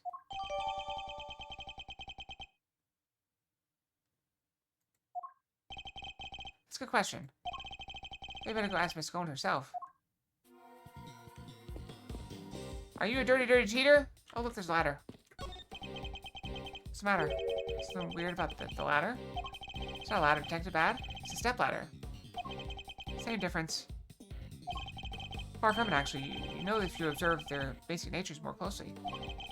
Thanks, Mr. You have to remember this for future reference. Sigh. What's the matter, Miss Scone? You seem a whole lot less cheerful than you were a minute ago. Miss from Karma? Something happened between you two? Oh yes, nothing happened at all. Huh? But you said yes. Eh? Tee. That was a hello yes, you silly boy. There's this sweet little sugar dumpling. Remember, what was your name again? Oh, Eddie. Eddie Lumpkin. Oh, you'll go far, dearie, I can tell. Eddie Lumpkin. Your English gentlewoman has taken a liking to you, Eddie. No small accomplishment. It's not exactly what I picture when I think of a gentlewoman, Mr. E. Never mind that now. We should ask her a few questions while we can. Can you tell us about what you did over the course of the contest? Of course, dearie. Let's see. I started about 10 in the morning. That's when we set to work. Well, I spent most of the time here in my room getting everything ready, as you'd expect. Well, then there was lovely afternoon tea for an hour or so, from around 1, I think. Afternoon tea? It's English tradition. A chance to drink tea, enjoy a snack, and make small talk. It's kind of like recess. I suppose you could say that. I really know your onions, don't you, Greggy? Pegleg. Such a clever boy.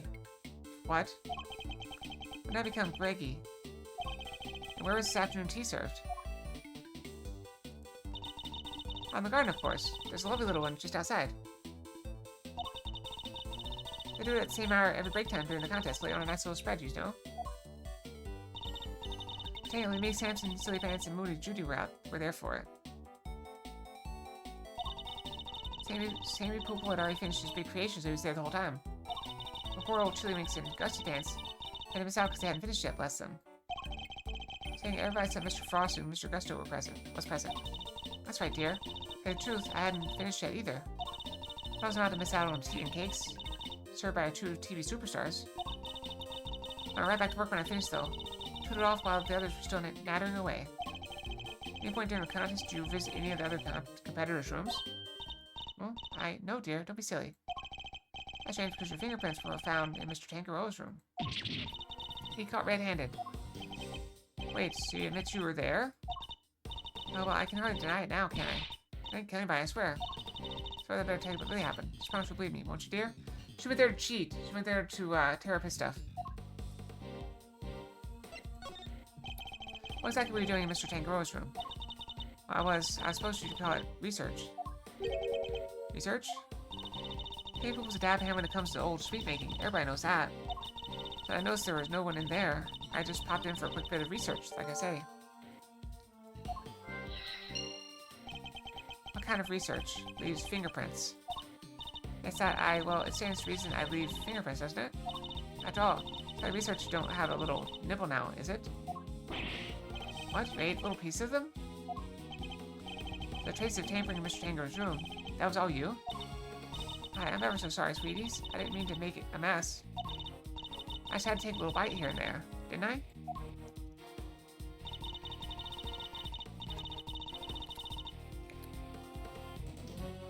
I don't want poor Sammy Poople getting on step sides just in teeny bits and pieces. And staying hold of the ship? You took a bite out of that too, I suppose? Oh yes, dear, of course I did. It was you. You brought the whole thing crashing down. Eek, I'm sorry, my lovely. Truly I am. Hold on, is that why you left the afternoon tea early? You're heading off for a second helping of sweets? Look, just please believe me. I never killed anybody. I promise. Facts were certainly suspicious, but that's about all we can say for now. Scone, why is the temperature of your room set to 68 degrees? Because I hate the cold, don't I, dearie? Besides, being chilly is no good for a girl. I want to keep my fresh-faced complexion. Gotta be careful about these things. You ladies have to stay young, don't you know? How old is she really, though? That's what I'd like to know. It's not polite to speculate on a person's age, Eddie. But most of your work is made out of whipped cream. Whipped cream needs to be kept at 50 degrees. It starts to deflate. That's so, dearie. Well, silly me, eh? I've only gone and made a whoopsie. Like, she really didn't know that? World-class confectioner. My foot. When she break the rules by using fake candy, she was ignorant of basic facts about her supposed craft. This skunk grows more and more mysterious by the minute. Alright, so we can put some stuff together.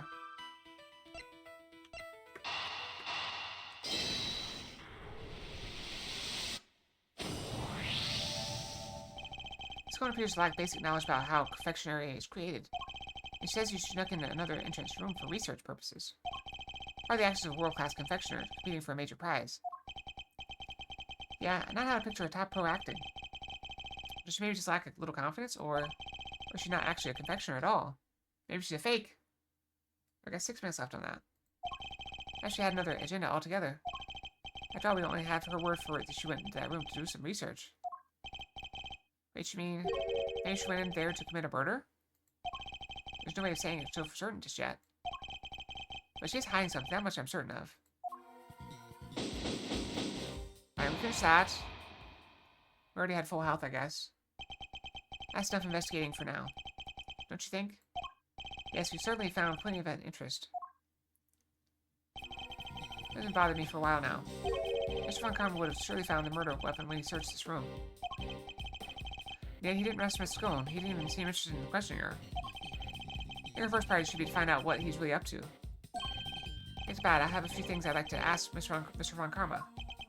Me too. Him and Scone. Eek, how could you, Batty Bumpkin? Stop staring at me like that. You're like bad, as suspicious of Mr. Von Karma and Miss Scone as I am. We still got a little bit of time left. I mean, I go and kill it now.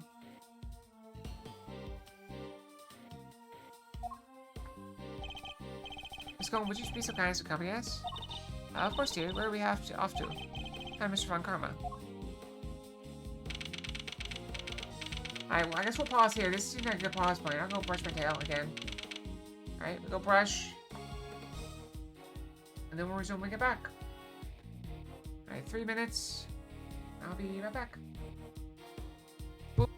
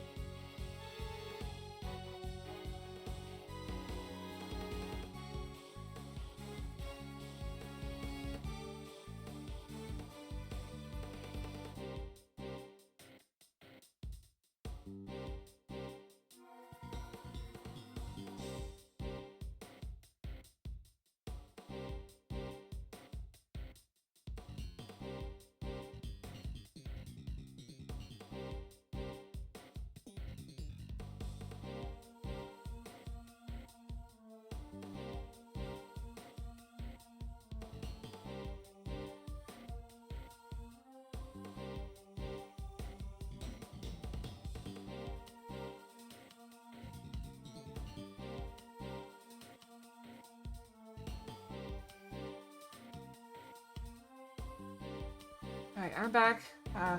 Sorry, I'm feeling a little bit better, but that... If he does the thing again, I may have to kill this game for the night. Alright? Let's keep going. Oh, take that brush.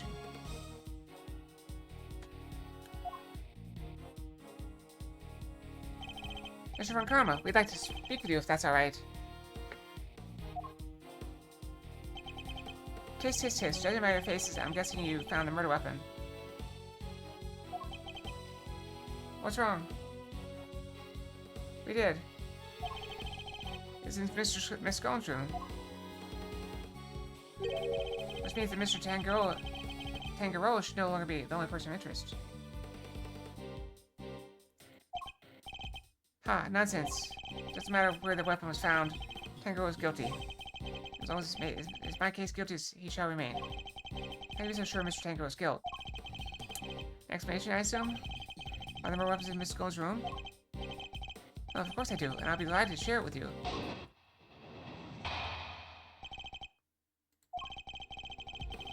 Tangaroa killed Frost with one of Miss Scone's salt lamps in order to frame her for the murder. Through the deception, he took it back to her room once the deed was done.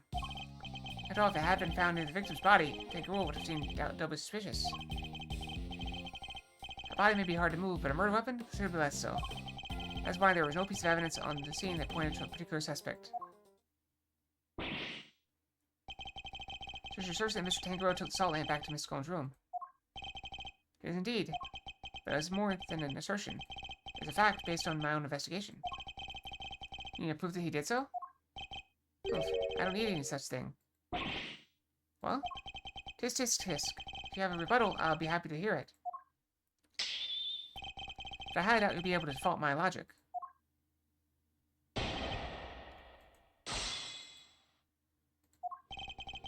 Tangaroa killed Frost with one of Scone's salt lamps in order to frame her for the murder. Hold it! He took one of those salt lamps from Miss Scone's room back to his own. Indeed. He prepared it beforehand, knowing that it would be the perfect weapon with which to kill Frost. He found the lamp in Miss Scone's room. She just cast Miss Scone herself in a suspicious light. Well, perhaps if you would let me finish. Now, as I was saying... With the deception, he took it back to her room once the deed was done. Hold it! Talking about the lamp made of rock salt that was hidden inside the Candy Castle, correct? Precisely. I was the one who found it. To be grateful. It's thanks to me you even have such a vital piece of evidence. Why did you go inside the castle in the first place, if you don't mind me asking? Good point. Maybe you just want to see what was like in there? Objection! Fools! You think I went there on a whim? I went there because the detectives were incompetent last, so I investigated it myself. I had nothing to do with the initial investigation. That's right, Detective Bad wasn't part of this investigation until very recently. Well, if you want my trust, Detective, you'll have to earn it. A good first step would be to stop wasting my time. Now, if you'll allow me to continue. After all, if I haven't found near the victim's body, Tangaroa would have seemed doubly suspicious. Hold it! He came under suspicion anyway, due to the body being in his room. Objection! So why? Would you like to hear a favorite expression of mine? Even a dog can hold it still and stay. Let me finish. I could say the same to you. Body may be hard to move, but a murder weapon? Considerably less so. Hold it! You think he hit the body in the chest but removed the murder weapon from the crime scene? Yes, he foolishly believed his own creation to be the perfect hiding place. Eek, I'm sorry, I had to help myself. What do you mean you couldn't help yourself? No? She doesn't seem very sorry to me. In any case, the weapon was taken away, while the body remained at the scene. You'd seen the crime. That's why there was no piece of evidence on the scene that was pointing to a particular suspect. Hold it! There's no proof. How can you say for certain that Mr. Tangaroa is the culprit? Objection! Tisk, tisk, tisk. Is that the best you could do at pressing me? Let's see here. Presence of the body in Tangaroa's room isn't itself proof enough of his guilt. Objection! You need to find evidence pointing to any other possible suspects. Perhaps you should take another look. You might. Objection! You don't give up, do you? There's no need to take another look. Tangaroa is guilty. End of story. If you insist on asserting otherwise, then show me some proof to back up your ridiculous claims. Think back over the scene of the crime. If Tangaroa really isn't guilty, there must be something that points to somebody else. Mr. Karma and any of his statements won't have much of an effect, I fear. My hope is to find a piece of evidence that contradicts his claims. Bum, boop, boop.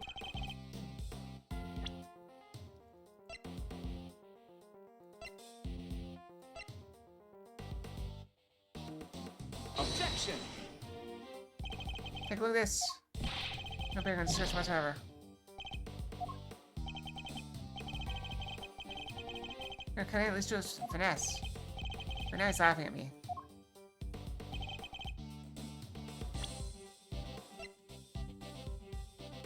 Objection! So the murder weapon and the blood-stained chocolate were removed from the scene of the crime. Something else remained that does point to one person in particular. Take a look at the photograph of the body, if you will. Cloth covering the victim's lower half. Is that not one of the same luminous cloths we found in Miss Scone's room? Was that dearie? One of my lovely colorful cloths? It's seen the crime, you say? Oh, luminous cloth?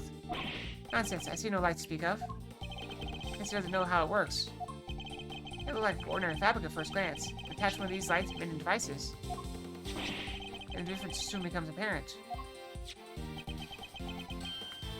Look at his face. I don't think he was expecting that. The fact that the cloth came to be a little lit up is neither here nor there. We have to show why it's important. Will's cloth in Miss Scone's room went missing. If you look closely at the blue cloth in the picture, when you say it's clearly made of the same material, Mr. Von Karma? Humph. Saw lamp and the luminous cloth both belong to Miss Scone. Seeing as the body was wrapped in said cloth, surely even you have to admit that that's suspicious. Mr. Von Karma? I think it's time to accept the number of factors point to Miss Scone as a person of interest. Eek.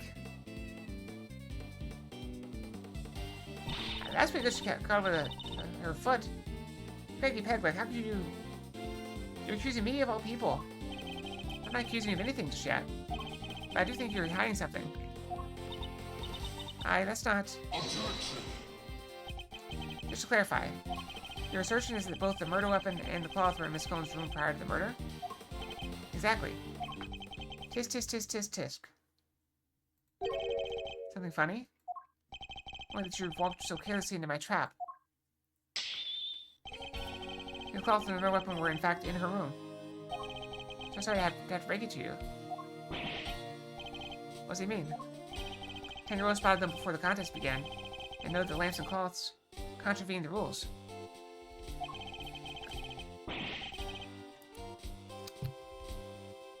He subsequently confiscated them and took them to his own room for safekeeping. What? Then how did Mosling get back? And at the contest began, nobody saw a hide nor hair of Frost, and he had secluded himself in his room.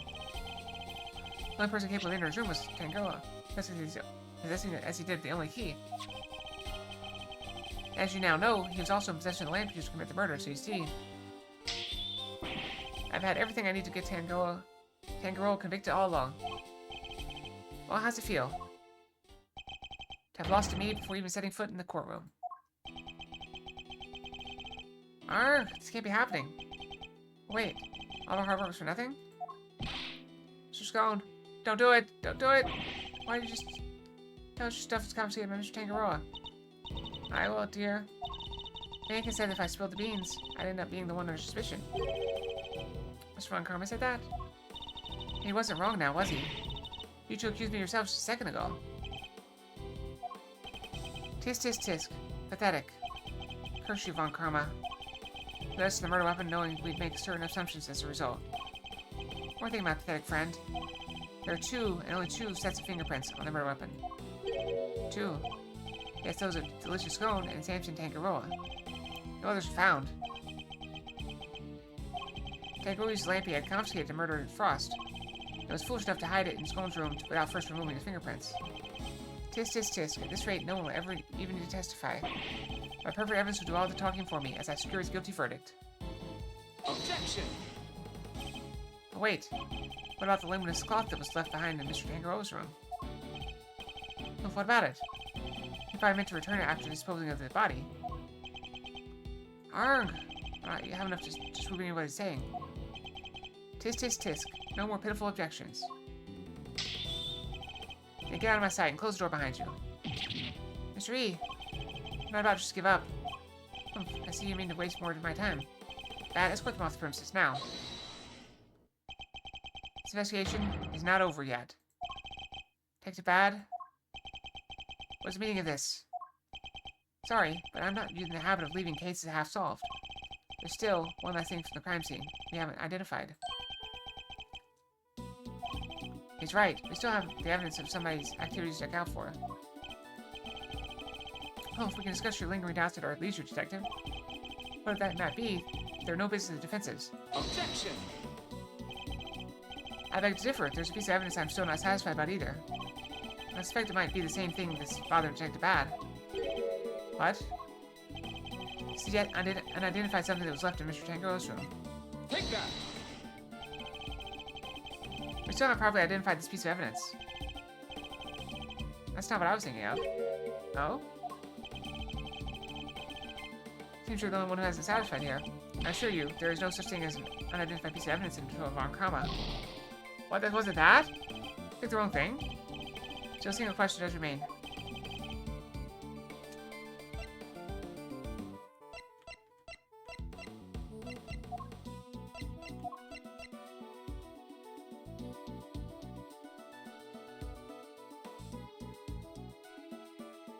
Take that! The finger marks on one of Mr. Tangero's creations. Certainly they belong to the murderer. It can certainly explain how their prints didn't end up on the murder weapon. How do you know so much about the crime scene? Because I let them look around. The defense examined the scene bad? Are you out of your mind? I remember you telling me not to. Oh, insolent worm. You would do well to remember this then, Detective. That the results of your next salary review are up to me. Oof. You're bad in trouble now, too. I'm so glad you're my boss, Mr. Edgeworth. You do well to remember that. The results of your salary review are up to your terms here. Hey, a mere attorney uncovering such a fact-based and a cursory investigation. I'm almost impressed. It's entirely possible those finger marks belong to Tangaroa. After all, you wore gloves while preparing his creations. Objection! Can you prove conclusively that the finger marks are his? Furthermore, there's still something about Miss Scone that doesn't add up. Is there? Or are you simply not prepared to admit defeat? Oh, stop it, Greggy. Stop it, stop it. Why are you being so mean to your poor old pal, Delicia? Out of nibbling poor Sammy Pooh's sweeties, what more do you want? I don't want to have to make you a suspect, that much is certain. But you lied to us. And you're still not telling us everything. Stop, Greggy, stop it, stop bullying me. Sorry, but you don't even know the temperature whipped cream should be kept at. What kind of professional confectioner doesn't know something as fundamental as that? I'm sorry, alright? I'm sorry, I'm just a silly, muddle-headed girl. What more do you want me to say? I don't think you're muddle-headed at all. I think that you were never a confectioner in the first place. Enough! I thank you to keep your baseless accusations to yourself. Evidence is everything in the courtroom, in case you've forgotten. If you want to accuse a witness of perjury, then I demand that you present something to back it up. Within the courtroom, is it? Nevertheless? If that had Mr. is going to know the first thing about desserts.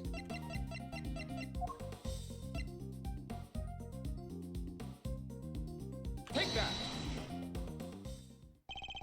Every single one of Mr. Scone's creations break the rules of the contest. If fitting items, the cloths, the lamps were duly confiscated as we have established. The witness did not go and bring them back to her room herself. Objection! Those weren't the only rule-breaking items in her room. What? The entire fantastical world Miss Scone created, every last bit of it. It's all just a collection of plastic models, slathered in whipped cream. That cream is the only authentic confectionery in the room. No real-world title contender would ever stoop so low. Is this true, Bad? Yep. Saw it with my own eyes. Stepped in it with my own shoes. Did we finally convince him? With her lies exposed like this, surely he can't continue to deny the facts. Miss Scone, we actually placed you firmly on our list of suspects. But no, dear, I'm no killer. Then why don't you finally start telling us the truth? Who are you really, and why were you tampering with your rival's work? Sigh, alright.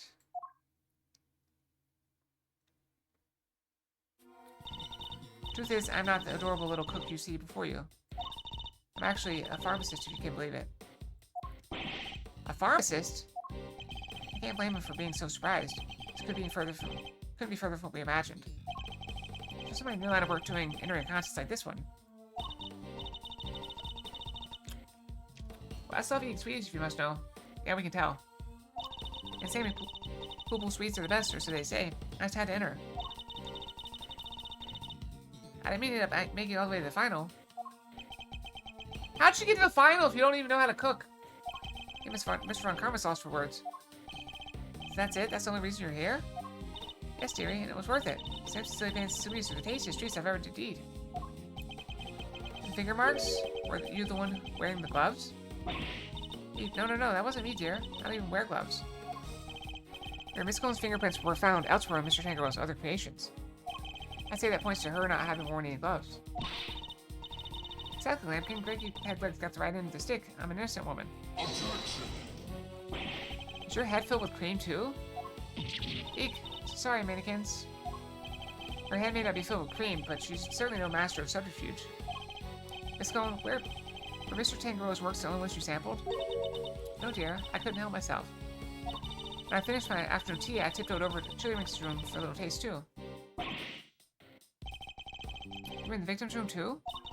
Yes, dear. Nobody was in there, you see. Quite possibly because the occupant was already dead. But I could only stomach one little bite. I never tasted anything so salty in all my life. I had myself one of the tasty star-shaped bits off the side to cleanse my palate. You're quite the sweet tooth, don't you, Miss Gone? Indeed, what didn't she sample? That's everything, I promise. Peggy Peggles, mannequins, I'm so sorry. I didn't mean to make a mess of things. As long as we show us the truth, that's all that matters in the end. Do not think for a second this means I myself believe you. We're going to investigate the victim's room now. We'll see how truthful you've really been after I'm through. Mr. Von Karma, please, let us accompany you. I think it's only fair that we be allowed to investigate for veracity of our conclusions. Accompany me if you like, but don't think for a second you'll be permitted to conduct your own investigation.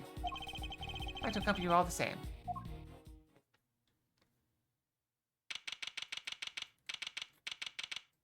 Oh, this is the day before Christmas. Christmas Eve. What's the meaning of this?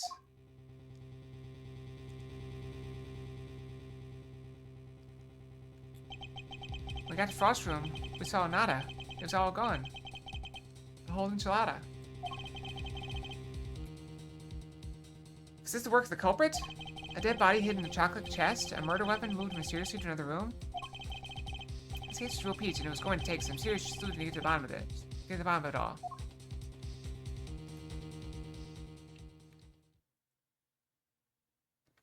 To be continued.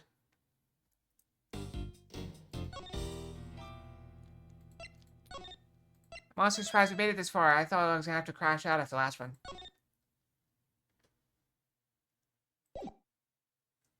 So gross. Wait. Oh, okay, this is present. Whoa, went deep on that one. Sorry, Miles Reno. Didn't mean to bend your ear for so long. I had no idea that's how it all came out. I read the files, but they don't go into anywhere near that level of detail. Yeah, I'll bet they paint things in a much rosier light for the prosecution, too. Markar was the one in charge, after all. What happened with the case after that? Well, the ice sculpture vanished from the victim's room. Things hit a bit of a rough patch. Why are they so slow? So rough, in fact, that it took a full year before they could even reach their verdict in the trial. A year? It's back before they brought in the whole initial trial thing. You didn't have to finish up in double quick time like you do nowadays. I see. Did they ever find out how the victim's creations managed to just disappear? Well, they were sorbets or frozen desserts or whatever you want to call them. Ice, in other words. It was made of ice that can melt, which is exactly what they concluded must have happened. There's a chance that it wasn't how things actually went down. What do you mean? It's basically a gallery these days, but back then it was Samson Tangero's place, yeah? He decided the IS-7 incident. Well, word is Frost's ice sculpture suddenly back on display 18 years after that fateful day. Very sculptures the victim made? Who knows? Could be they're just modeled on the originals. I figure it's worth coming down for a little look-see just in case. So at least I could do for poor old Gregory. Alrighty then. Let's go take a look at these icy marbles, shall we, kiddo? The way they're on display in the Winter Wing, as it's very snazily known.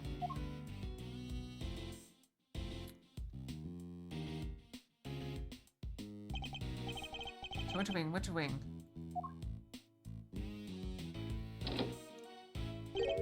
Huh? I don't believe it. It's locked. Car's open for bids, but the Winter Wing's off limits? What gives? Fender? Perhaps you should look more closely at the pamphlet we were given. The Winter Wing is over there.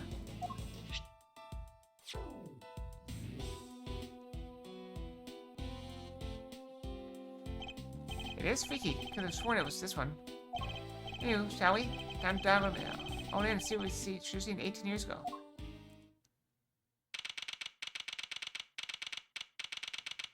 That's pretty good. Oh, look, there's those two. And I don't know the kid with the horns, do we? Well, there's the salt lamp. Oh, I see they still keeping chilly as heck in these rooms. I'm about to turn into a popsicle stick. Yep. It is the Winter Wing, you know, but you're right. It is like a freezer in here. Could be a trick of the light, but it feels like the whole room is made of ice. Temperature controls will be somewhere at the back then, if memory serves. Seems that way. Well, the other one was a fake. Hey, Master, can you go peep the recount? I think a complaint to the management is in order. There is such a thing as too cold, yeah? I gotta sneeze.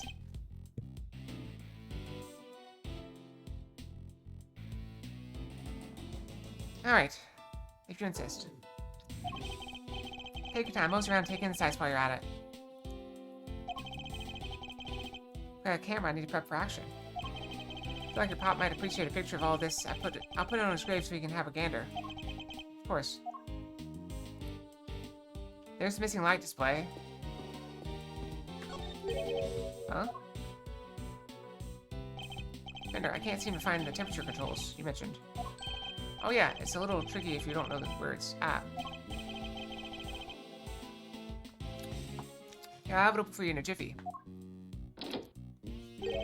Huh? Dang thing's locked. Makes sense, I guess. Wouldn't want the visitors cranking up the thermostat and melting the art. According to the pamphlet, the Winter Wing is kept at a constant 27 degrees. That seems like too high. I feel like you want to keep it around 20. That way people can't, warm up the room too much. Howee, that's colder than a snowman's cold bits. I'm gonna freeze to death in here. There's only one thing for it. Somebody's getting a snuggle. Not me. Hey, what's with that icy stare? You want me to freeze to death? No. Alright. So there's the salt lamp. The lamp appears to be made of rock salt. Zoomed in the diagram of the Zodiac just above it. It's both Gemini and Taurus are the only Zodiac signs, but constellations are visible during winter.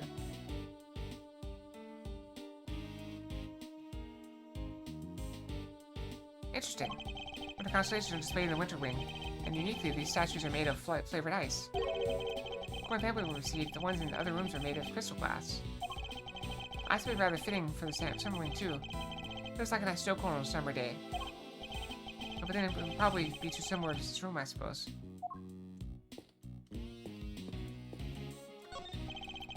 Two large ice statues to display here. Yes, sir. It makes the frost work from 18 years back. Bill, I can see stuff. Ice sculpture's a heck of an art form, huh? It is. These are the works my father never got to see. I think that I get to see them instead. It's many years later.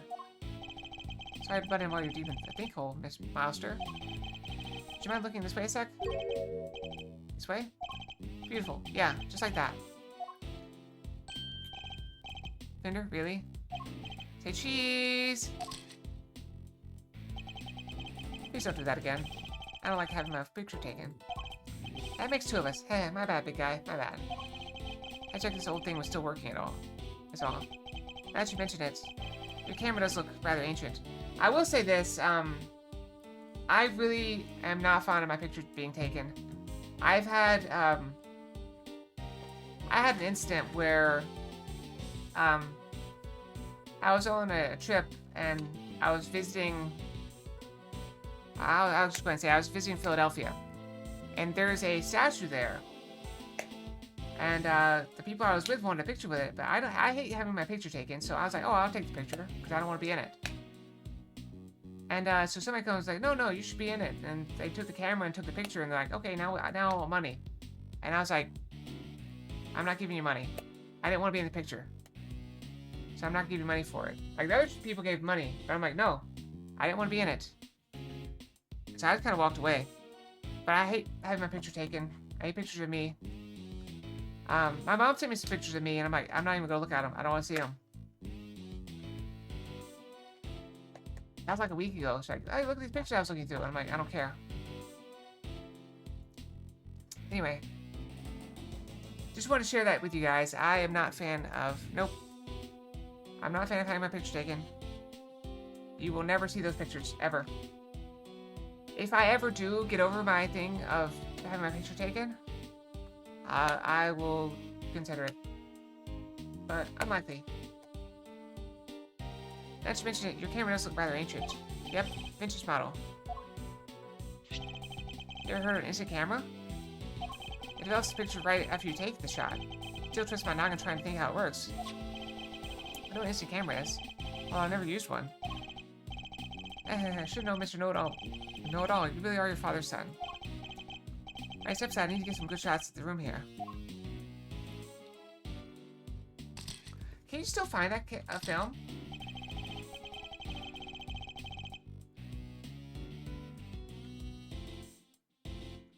Yes.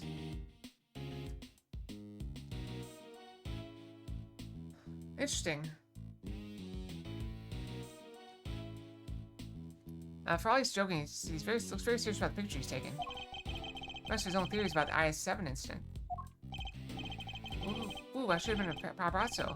Those are gold, and they developed right away. Want to see? Once you've already shoved one in my face, I bring that question. What do these two sculptures represent? They represent Taurus and Gemini, two constellations best observed during the wintertime. Bingo, you should see scores. Ooh, you're a regular encyclopedia. But wait, isn't Gemini in the summertime? But they're visible in the wintertime? That makes no sense. I don't know what Taurus is, though. Bingo, you should see scores. Ooh, you're a regular encyclopedia monster. Guess that's why this is the winter wing, right? Guess because they have the winter star stuff on display here. But seeing as I'm the nicest old rogue in the block, that one's yours for keepsies. Hold on, I gotta fix my phone. I changed by the time I was going to bed yesterday. Where is it? Focus. Focus right there. Focus. So it happened an hour early so I could actually sleep. Where is it?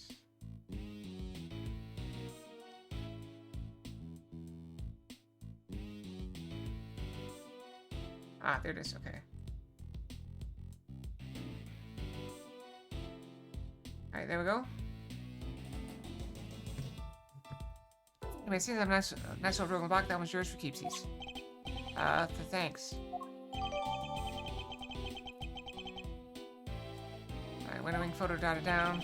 Victor made these same Zodiac statues out of flavored ice for the contest 18 years ago. Sure did, lovingly crafted life-size desserts. I never saw the old ones in photos, though. This is the spit of the originals.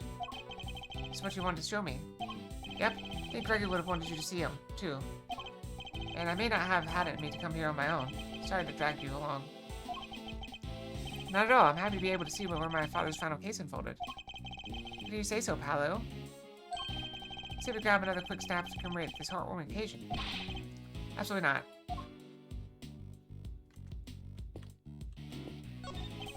The statue is rather ferocious-looking bull. A gaze one won't be fixed with. And I was always taught to return a stare with a stare. Although in this case, discretion might be the better part of valor. It's also a statue. There's an enormous block of ice on display here. Some explanatory text engraved in it. Castor and Pollux. Later in December, countless shooting stars can be seen emanating from that constellation. Send Damastes to... Yeah, and then I wish you two would stop talking so loudly. It's difficult to concentrate. Never mind, let's go take a look at some other exhibit. Alright, let's go over here. There's a huge block of ice on display here. Must be incredibly heavy, though maybe not. What with it being hollow on the inside? Constellation engraved to the surface, along some explanatory text. The Pleiades, known to some as Subaru, they form part of the larger constellation of Taurus. Why can't so many stars in one tiny part of a single constellation? I guess people in ancient times weren't usually careful about such things. Alright, I got the shots I wanted. Shall we scoot on over to another wing, see what's cooking? Might as well do the full tour while we're here. I suppose so. Ah! What was that? It came from the fountain room. Come on, let's go see what's up. Another murder.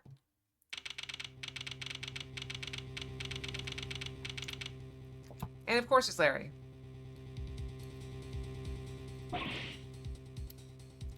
Wait, that's the samurai guy. There's someone on the ground. Is that? Larry, what are you doing here? He's got a seahorse on his hand. Actually, never mind that. What else is going on? Hey, Edgy! You should have seen it. It was awful. Just calm down and tell me why there's an unconscious man on the floor. I didn't do anything. He just fell down in front of me. I know this guy. Is everything alright? Well, they haven't aged a day. Don't you know it's rude to make a racket in our gallery, you naughty boys?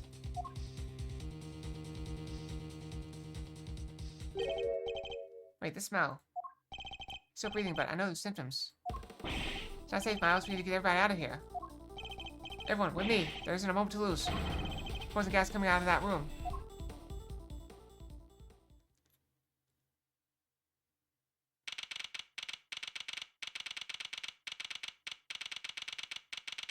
So do we evacuate? Is this... I don't remember what day it was. So... it'd be nice to put, like, you know, 2 hours later or something. I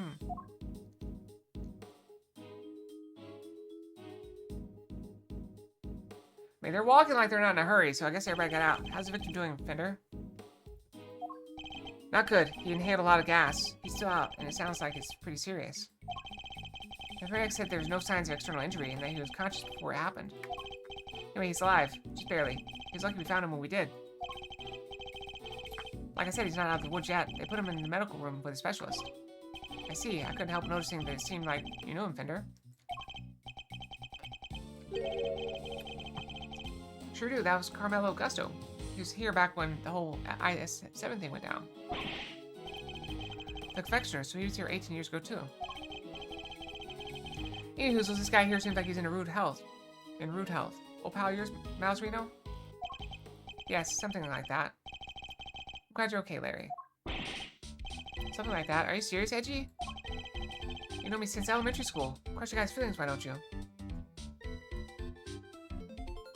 I'm trying to think who the oldest person I know that I contact regularly that's not family.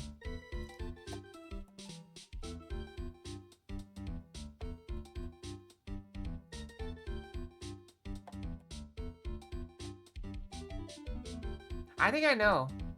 Yeah, I know the answer to that.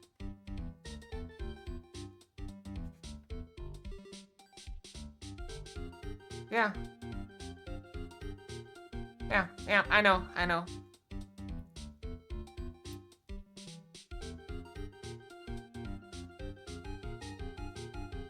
Anyway, crush your guys' feelings, why don't you? Anyway, you know you're supposed to call me Larice Dunham when I'm dressed like this. How would I supposed to know that? There's no more Larry, okay? Got that? I do know. Yes, I do know who it is.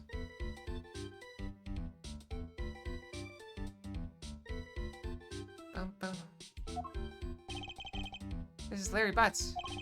He's a bit of a troublemaker, but he's one of my only friends from back when we were little kids. Guess he's developed a passion for art. He's been trying to make it big as Larice Dunham. But new name or not, he's still the same old Larry. Oh, grade school buddies. I need to go tell Gregory about this. He'll be over the moon to hear you have a pal. He was always worried he'd never click with anybody. I mean, he's dead. Like, what? I never understood that. Maybe I'm just, like, callous or broken or something, but I never understood going to someone's grave to talk to them. Because, okay, let's say you believe in an afterlife of some sort. Doesn't matter what you believe. Odds are you don't believe that the person just hangs out by their grave, right? Why would they? If you believe in ghosts, I believe most people think they hang out where they were killed, not where their bodies interred. And if you believe in the afterlife, you believe they're not there. So they would be like, oh, like they're watching me from above, or, you know, or below, whatever. So you can talk to them anywhere, not just at the gravestone. So what's the point of going back to the grave to talk to them?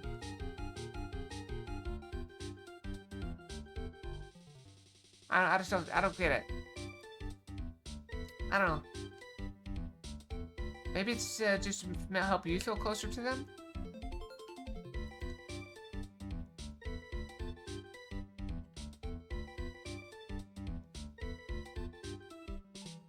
Although now that I think about it, I do sometimes go and I used to. I don't do it anymore. I used to go and touch the urn that my dog is in occasionally. And I did say welcome home when I brought her back in for the last time. So I guess it's sort of the same thing. But I don't like go like converse with her. That feels weird. I don't know. Anyway, maybe I'm just lonely. Who knows? Do I know what lonely is? No. Hear that, Edgy? You're lucky to have a friend like me. I never knew I was the cause of such worries for my father. Never mind that now, Larry. What are you doing here? Clarice, Edgy? How many times do I have to tell you this? Clarice! What are you doing here? Bring out the emotions today? Well, you guys are trying to make me vomit on stream, so you're gonna have to deal with me being emotional. What's the demon eyes? Alright, alright. I'll talk. Just stop looking at me like that. Good, now talk.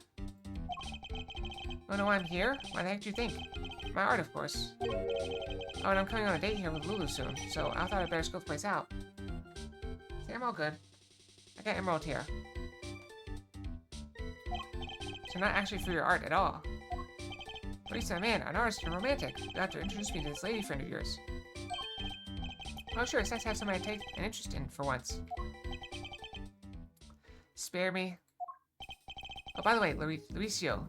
Did you notice anything when you found the victim? Nothing in particular. Did you say you'd seen something awful? Oh, that. The old guy, he disappeared, and then splat. He was on the floor. Scared the life out of me. Once I had nothing to do with any of it. I look so proud. That's the least we should be able to hope for.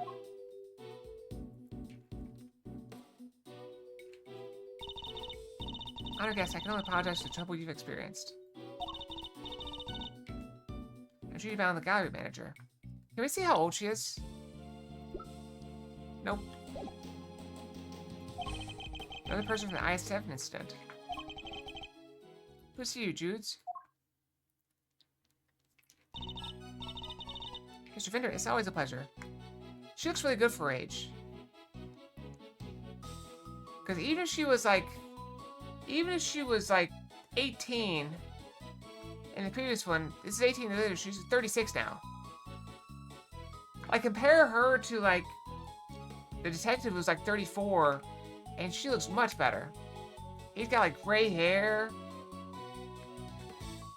Fan translator's name's Catherine Hall. Does that mean something? It's always a pleasure. She was at the reception desk when we arrived. She's the one in charge here. Hey, we had to go through something so awful, and on our first day in business. Hey, quit that. It's not your fault. Oh wait, I guess I better introduce you guys. Judy, meet Miles Edgeworth. So it's the late, great Gregory. Really? You're Mr. Edgeworth's son? Well.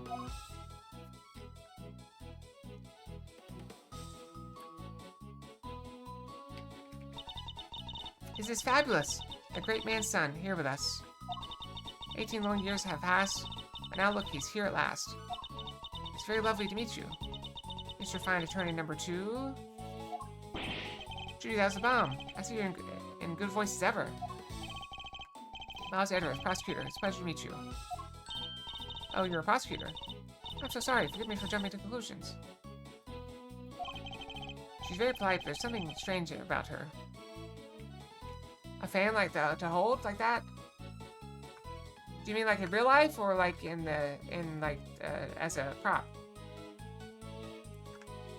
So I can like fan myself. Both? Well, you know how to send me stuff if you think I ought to have it. My throne's still there, so it doesn't get a lot of use. That's how you can get stuff sent to me. So if you find it on Amazon, you can send it on there probably. Everybody, there's something strange about her. Hey, Judy. Can I get an autograph? You can write it in here. Well, if you're sure you even want such a thing. Oh, excuse me. Why do you want it, Larry? Rude. You know who she is, right? Oh, Master, you don't keep up with showbiz news or nothing? Guess there's no big surprise. What's going on? Why are they looking at me like that? Judy here's a living legend. It's not just TV, movies, musicals, chart-topping hits. You name it. Hey, don't be silly. I'm just a humble art gallery owner now. I finally quit the biz for good. I've been shooting my last movie just the other day, in fact. Some of my co-stars were even kind enough to say that they would come visit once we opened. Nice, here you are. Good look over their artistic endeavors. Thanks so much, Judy. I'll treasure it till my dying day. You and me are peas in a pod, Larisse. Peas in a gosh dang pod. How lovely for you both. Larry, could you go practice your drawing somewhere or something? You come all the way to an art gallery after all. It'd be a shame to waste the opportunity. A real artist drawing our exhibits? What an honor. I guess even you can have a bright idea once in a while, edgy? Alright, Judy, seeing as you're so nice about it, I guess I will. Be right back. Hee, he's a real live wire, that one. That was one way of putting it. I can only apologize. By the way, there was another woman with you before. Where is she now? You mean Delicia? Delicia's gone? She's in the medical room helping to care for Mr. Gusto. I call it the medical room, but it's nothing quite so grand, of course. I couldn't stay with him as I'm the only one on staff, and I can't leave the gallery unattended for long. Delicia's gone. We've heard that name before, haven't we, Fender? Sure have. Sounds like our I-7 bingo card is complete. Well, something tells me this isn't a quinky-dink.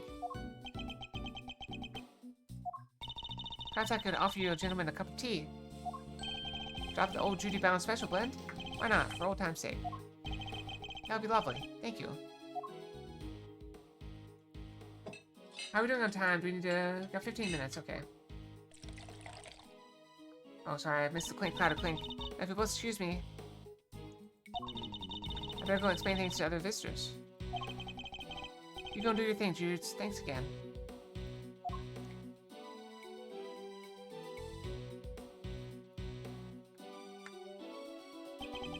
It's aroma. Ceylon, I believe. Let's give it a try. Oh, this is a fine blend. A top quality Ceylon indeed. Its citrus aroma is said to improve one's ability to concentrate, right? Hey, your old man said those exact words 18 years ago. He takes me back. There's one difference. She was cool with the saucers back then. Not today, though, it seems. Anyway. You think this is all a little odd? Every single person in the 18-year-old case all assembled in the same place at the same time? Yes, it almost feels as if an investigation is in order. Mr. Edwards, sir, you're alright. Mr. Edwards, Mr. Fender. Heard you got caught up in a poison gas attack, so we came as fast as we could. Is it a poison gas attack or just a gas attack? What is it in the cavalry? Come on, team, bring it in. I assumed it was like a propane leak or something. No way. Besides, you're both doing just fine. Gummy and I got ourselves all worked up over nothing. Detective Gumshoe, what were you thinking bringing Kay with you? Sorry, sir. I knew it was dangerous with the poison gas and all, but she wouldn't take no for an answer. I I ran, but I couldn't shake her off. When it comes to running away, the great thief right here is the world champ. Then run away, don't chase the poor detective. Also, sir, just say the word and I'll head in there and start investigating. You gotta stay here, that gas could still be dangerous. Alright, we're counting on you, detective. Good luck in there, Dicky boy. No, wait, Gummy almost looks like a real detective. I'm so proud of him. He is a real detective.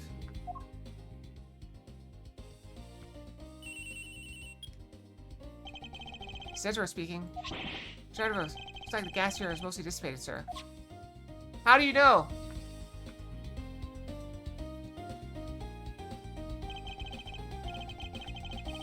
Here, detective. Now calm down and tell me what you see. Sir, first up, the exhibits. There's a statue of two people on the left side. On the right, some kind of two-horned animal.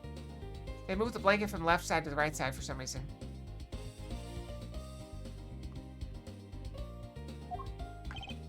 A statue of two people and a two-horned animal? Sounds familiar. In fact, it sounds identical to display the winter wing. Other than that, the place is looking pretty damp. Sprinklers sprayed the place good. This must stop the gas from spreading. Sprinklers, are there any signs of a fire? No, sir. And the fire alarm hasn't been triggered either. Looks like it had to detect heat and smoke. There's one of the lighter things. When they text them, they seem to alarm. Yeah, why are these two switched? The fire smoked the security room. That's about the gas and smoke and triggered the smoke alarm that way. Is anyone in the security room when the alarm went off? This only has one employee, and that's Judy Bound, the manager. She's at the reception desk across from the security room the whole time since the gallery opened. She heard the alarm from across the way and turned on the sprinklers. Yep, seems they can only be switched on manually, and only from there. Wouldn't want to argue so for no good reason, I guess. It's manual, you could maybe even check how bad the fire was and try to get some stuff out first. So the curious status obscured around protecting the exhibits, that makes sense in an art gallery, I guess. Burr, and one more thing, it's freezing in here. This isn't the autumn wing, it's the midwinter wing. Autumn wing is cold too. Check the temperature, it's 26.5 degrees in here, sir.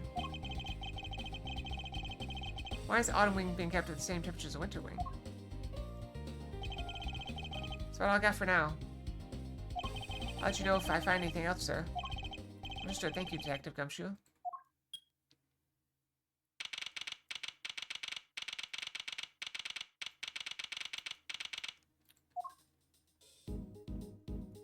What did Gummy have to say? He said the autumn wing is actually quite wintry. Huh? I don't get it. I wonder what it could mean myself, but it's a bit hard to tell from out here. Let's try to get in there as soon as the police are done with that investigation. Aim into that. We need to see what the deal is for ourselves. Is anybody else who might know something in the meantime? Oh yeah, there's one guy. Miles' best bud. His what? Look, we have to, and I guess we have to.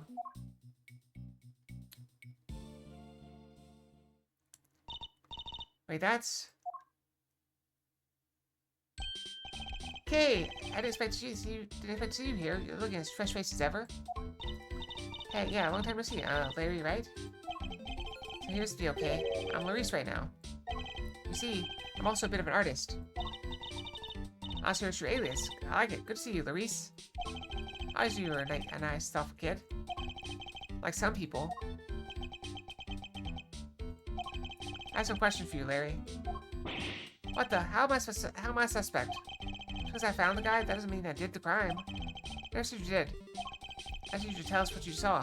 You said you saw something awful. How so exactly? Look, I didn't see anything. I didn't do anything, okay? I don't think I did anyway. Oh, Chief, you didn't sound too sure of yourself. I did there. So I guess I'm still... Like, with me being sick and work being very, physical, I am not as, awake as I normally am. I haven't even taken my sleepy pill yet. I haven't. Can you hear it? something you should know about him, Fender. When something smells, it's usually the butts. We've been saying that about Larry for 26 years now. His ability to attract trouble is legendary, for want of a better word. But it caused trouble, too. Fell asleep. Well, welcome back to the world of the awake. I suppose I better find out what he did this time.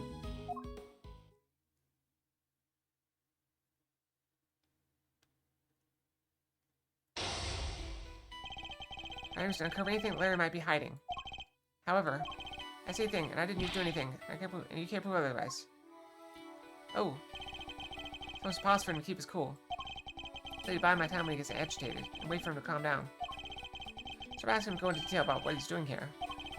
Shouldn't prove to be too much of a challenge. So let's get this over with. Alright, why are you here? Why exactly did you come to the gallery today? My question is that. What do you think, I don't belong in a gallery or something? Hey, if you're gonna ignore me, then I'm gonna paint your portrait. When I'm done, I'll scribble all over it. Just a minute, admit your testimony is riddled with inconsistencies. What do you mean, edgy? Why do you always gotta say stuff like that? I didn't think I would have said you so badly. Just watch what I say.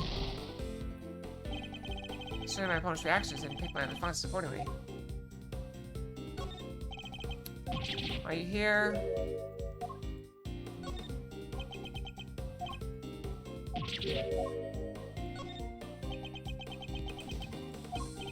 I'm joking, okay? I never scribble on one of my pieces.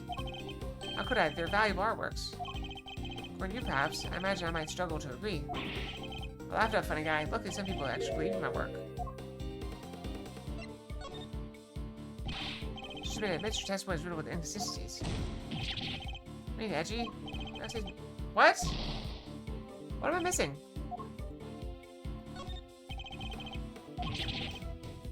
Ready to buy more?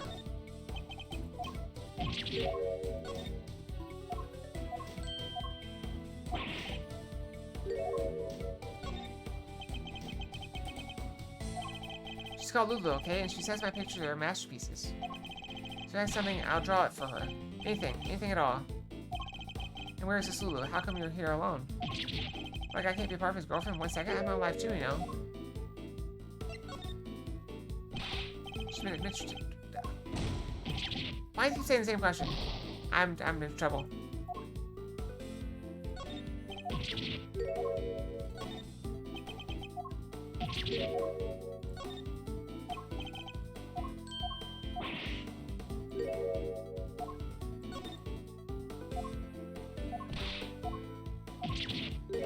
Alright. Come on, we're out of time. Last one. Fine, Lulu said she's a Gemini, okay? I thought I could do a sketch of the statue showing on a date. I expect you're pretty proud of the sketch. Not so much this time, actually.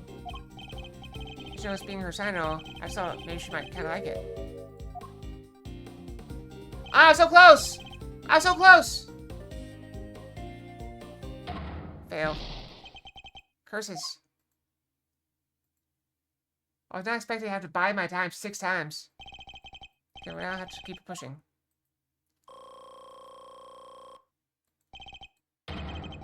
Alright, so what's more into the breach?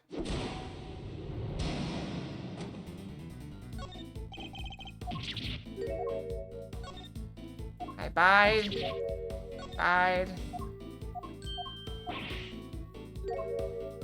Bide.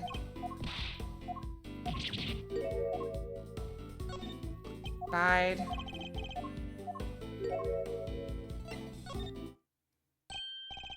Hey, I'd really like you to try to tell me nothing and give me so much away in the process. To summarize, you came here today to draw a sketch of a Gemini statue for your girlfriend, Lulu. What? How'd you figure all that out? For your incessant prattling, you just can't help yourself, can you? Fine, then I won't say another word. He may want to keep his mouth shut now, but I don't have my answers one way or another. Ask what he did after he arrived here at the gallery. We'll soon see what he's hiding. It's just a matter of time. Alright, tell me what you did once you arrived here. It's a big idea. Why are you staring at me like that? I don't remember. My pamphlet, so I didn't know what was where, so I just kind of hung around by the fountain. You didn't receive a pamphlet when you paid your interest fee at the reception desk? Huh? You mean entry it's not free to get in here? You mean tell me she entered without paying? I'm sorry, okay? It wasn't deliberate. There wasn't anybody at the reception desk saw. I thought entry must be free. Say Miss Brown wasn't at the reception desk at the time? Yeah, it looked like there was maybe somebody in the little room opposite. Interesting. When Detective Gumshoe, Miss Brown had to enter the security room to activate the sprinkler system. I expect she wasn't at the reception desk because she was busy responding to the incident. Right after she finally got to the place open for business too. Poor Judy. Once we wing, the gallery's greatest attraction is going to be ruined now. You say you don't have a pamphlet, and yet you seem to know all about the Winter Wing. Raina Fox. We have Chinsengam Fox? Yeah. I don't know how to say that. For example, that the Gemini statue you came here to draw just happens to be in said room. Therefore, it was your intention to visit the Winter Ring all along, wasn't it? How? How'd you get me again? Fine, you're right. I came here for the Gemini statue. And yeah, I came here to visit the Winter Ring. I won't deny it. Larry's not the one to confess so easily. Then again, he always manages to surprise me in unusual ways. Let's see what more you can tell us about the Winter Ring.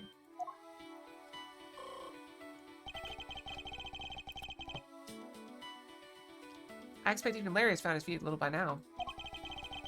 I have to watch his reaction more carefully and see what information I can glean from him.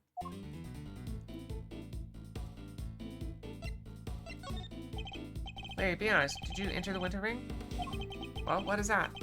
Is that the vision I see in your eyes? I tried to get in there, sure, but... You tried to get in, but you couldn't? Yeah, exactly. I wanted to get in there, but that old guy came out and fell to the ground, and like I said, it was all pretty shocking. So you're unable to enter the Winter Ring because the victim emerged and collapsed in front of you. Yeah, he came out of the Winter Ring door, and then down he went. But wasn't it the auto wing that the victim came out of? That stupid poison gassing had never happened. I'd be in there happily sketching away right now. It seems that the auto and Winter Rings mixed up. Or it seems his aim was really to make a sketch of one of the statues. This would be a useful clue. What did you see in the Winter Ring, Larry? I led up to you. I told you I didn't see anything. The guy was nice and all, but I kind of changed my mind once I got here. Thought I'd go meet my girlfriend instead. It's time to point my clue. Did you say you came here to make a sketch of one of the statues for your girlfriend? You gave up on that art a little easy, didn't you? Sure you saw something even if you were distracted by the victim's collapse. Well, I did not see something. But that doesn't prove that I did see something totally terrifying either, does it?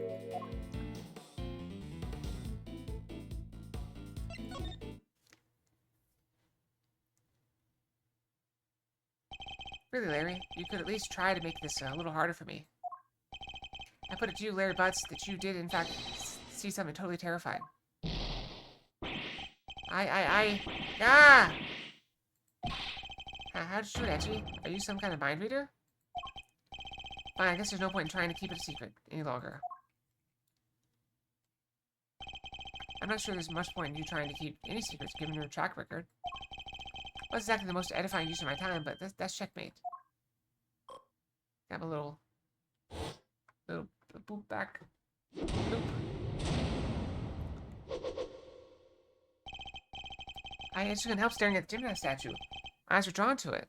Objection! You keep talking about a Gemini statue, but there's no way you saw what you think you saw. Simply not possible. What do you mean? You think I saw a ghost statue or something? I'm still laboring under the misconception that he was looking at the Winter Wing. These evidence shows what he was really looking at.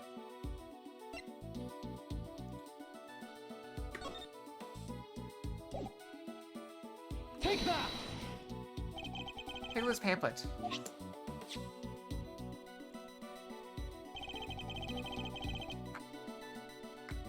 Auto-wing fixture sculptures depicting Capricorn, Aquarius, Pisces, and Aries. Why are there 4 of them? Like, why not split them up equally? Why not put 3 in here? I don't get it.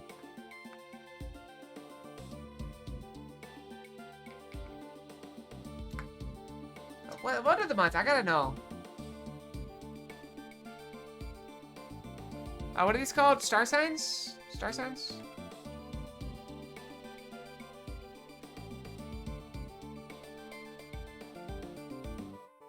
I see dates. Just give me a list. Okay, okay. You have Capricorn,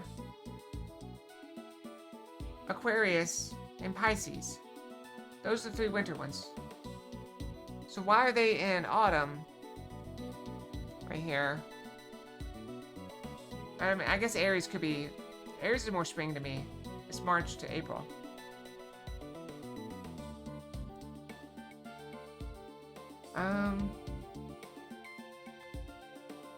Yeah, I don't get it. Alright, whatever. Not that, but I've seen the statue. To pick Gemini and the Winter Wing for myself. Which means that whatever you saw, it can't have been a statue of Gemini. Guess that makes sense.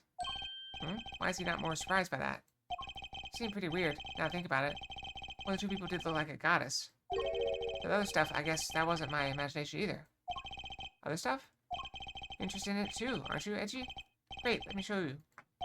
Show me what, exactly? I drew a picture of it all. Got the whole scene down exactly as I saw it. But I'm still not that confident in my work, so, well, I want to see. Really? Alright, here. Oh, I got blood dripping down. Oh, we need to run an ad real quick. Alright, I'll be right back. Then we'll look at the statue in more detail. Alright, we'll just do 2.5 minutes, alright? I'll be right back. Go flash.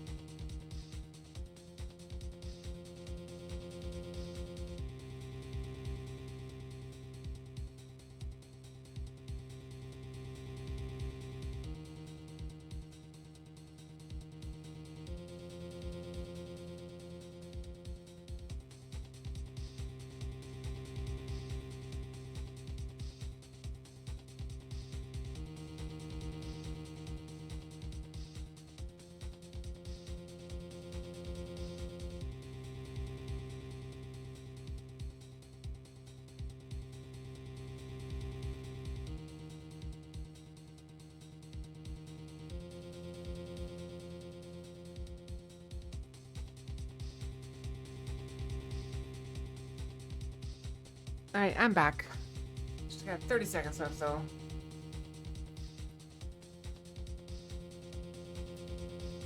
I gotta say,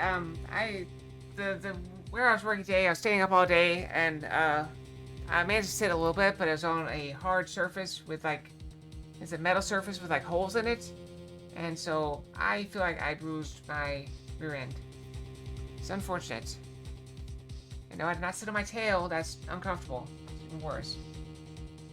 Alright, so we're back. What on earth? It's grotesque. Trying to tell me that the statue is crying tears of blood? Say, Laurice, it's pretty scary. Right? Because it was scary. It's supposed to be a statue of Gemini, but it up and turned into a goddess right before my eyes. It freaked me out so bad, I screamed out loud. So it was react to the victim collapsing in front of him, after all. Wait, when you say turn into a goddess, what does you mean exactly? I mean, what do I mean? Bottom half suddenly a fish, that's what I mean. Goddess of fishy bottom half? Sounds like Pisces to me. It's all based on this legend of a goddess who and her son turning a fish to escape some baddie. Oh, really? I thought Pisces was two plain old fish. Edgy, do you think the statue's cursed? I mean, tears of blood turning into a fish? That's some pretty cursed stuff right there. Don't be a fool. I imagine you simply mistook one statue for the other.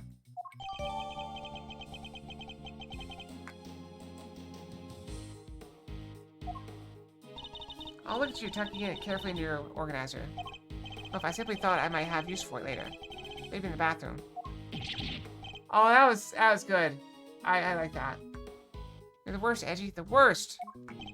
Kind of freaky-deaky, though, huh? A statue with the bottom half that changed shape?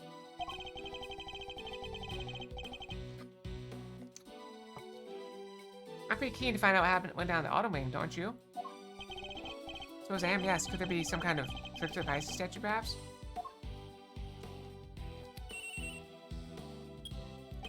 Yes, Edgeworth speaking. Just about done in here, sir. There's no danger from the gas anymore. You can come in now. Thanks, good work, detective. Seems it's finally safe to enter the autumn wing. The detective sure has impeccable timing. Well, let's go take a look. I want to see this Pisces statue. Going in there, Kay? Maybe I should come along, too. Did you really think I was going to leave you out here on your own? I know better than that. Alright, everyone, to the autumn wing. Here at last. It really does look a lot like Winter Wing. So then what's this one? How did you make it? Oh, hey there. Oh, was that a goat instead of a bull? So that would be Capricorn, right? How do you make it? Oh, hi there. You're, Harry, was it? Good to see you, Harry. Oh, yeah, you kept calling me Harry Butts. That was funny. No, for the last time. Name's Lurie Stunham. Detective, your report, if you don't mind. Yes, sir. Okay, so first off, I found a blowtorch. Now it's still warm when I found it, so I guess it was used pretty recently. Oh, was somebody using it to heat something?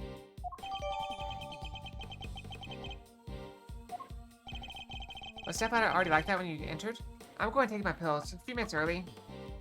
But I'm getting a little bit of a headache, so I'm probably going to go to bed a little bit early tonight. We'll still go to the full stream. I'm just going to go to bed right after stream. Like I've been doing. I've been doing it way early.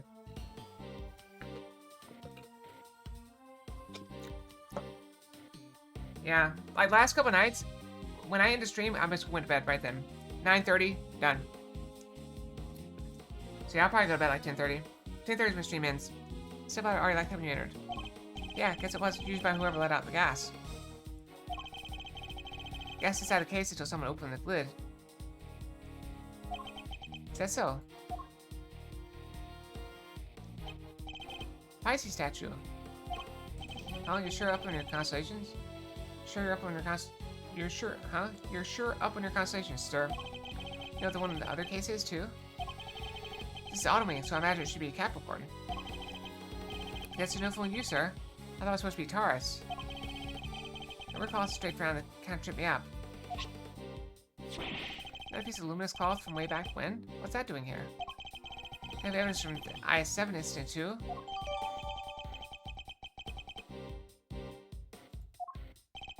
Take a look around.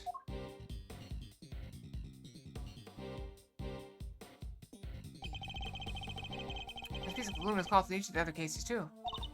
Yeah, that just makes me want to see what's hiding underneath real bad. Then look them all off right for you.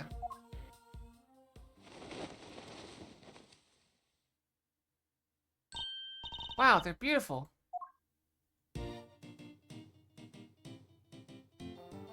That'd be Aries, and that's, oh.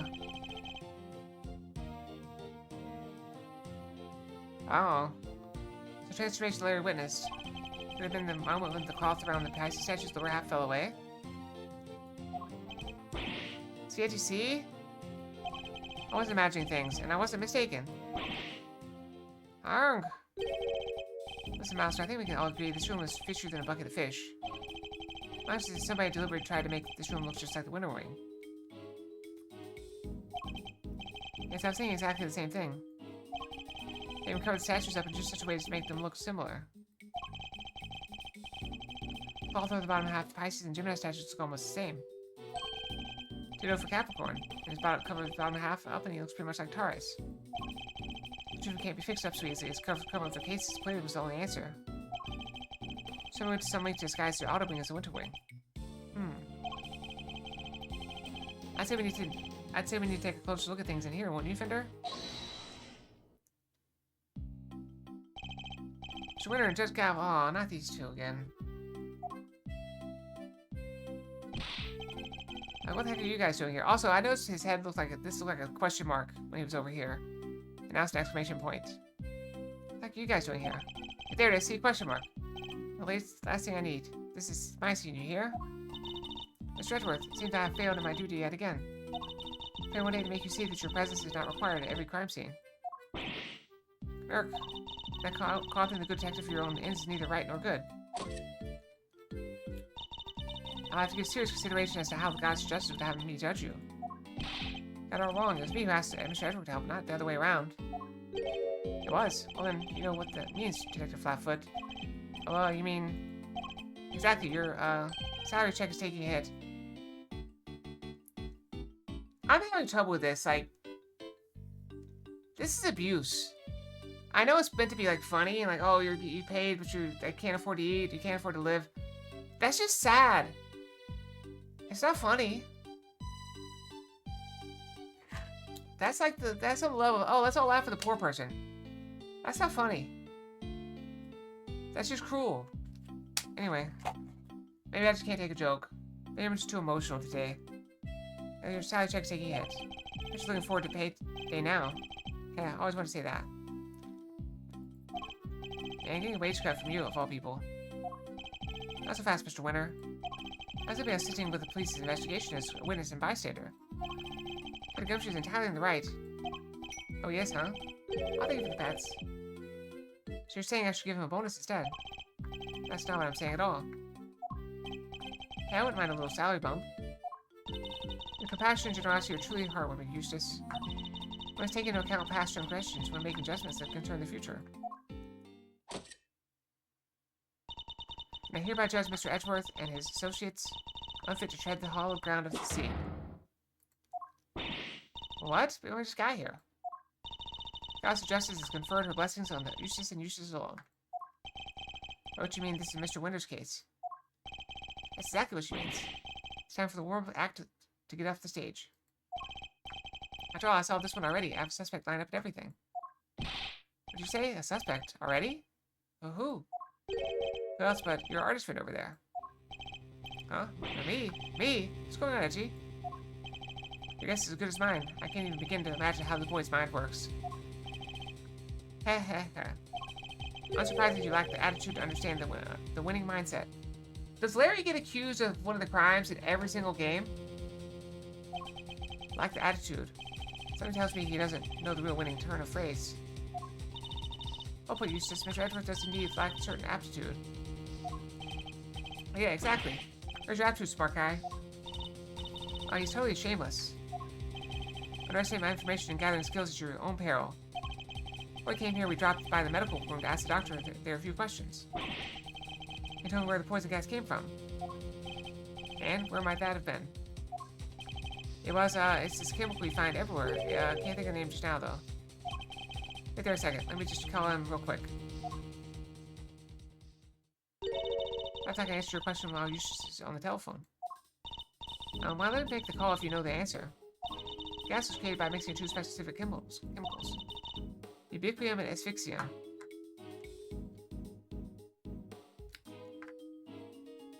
Those are not chemicals. Those are stupid names. Ubiquium implies it's everywhere. It's ubiquitous. Asphyxian means it makes you asphyxiate.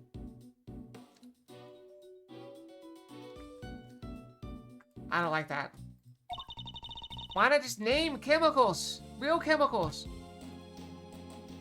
I don't know. Bleach and ammonia. Bleach and ammonia, when they mix together, they make mustard gas. What chemicals are they? Ubiquitous is readily used in all manner of everyday products. It's very common, as I said. Paint and dishwashing liquids, among various others. On its own, it's entirely benign. So something anyone can get their hands on. Precisely, but the same cannot be said for asphyxian. That sounds nasty. What is it used for? It's the main ingredient in a product called Infesticide Ultra. It's pure white in color and is unavailable to the average consumer. In fact, it's not impossible for members of the public to obtain it here in this country. As such, we are currently investigating where it might have come from. Let me guess, it's used in coloring.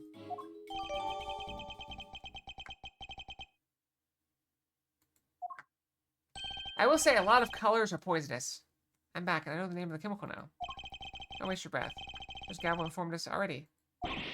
Huh? Oh, great. That'll make this quicker, I guess. Source of gas ubiquitous is used to paint and stuff, right? I am getting chemical angry. I used to be a chemist, and so when they start messing with, like, just name it something. I got mad at, what was the name of the, Avatar, where they called it unobtainium. So you're just gonna make up an element. Yeah, I was a chemist. And there was someone here at the gallery today who brought paints with them. Your friend, the artist. Can't accuse us because of that. Objection, the paint's on that palette in your hand. Eddie, is this kid okay? He seems a little... Indeed, I haven't known him long, but he's a little prone to jumping to the wrong conclusions.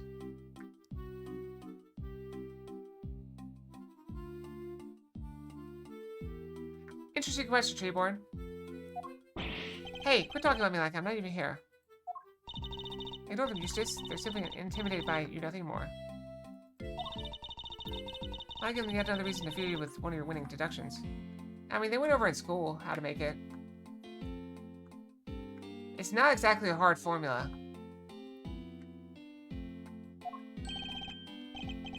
Winning deduction. Winning, yeah, good idea. Get a load of this, losers.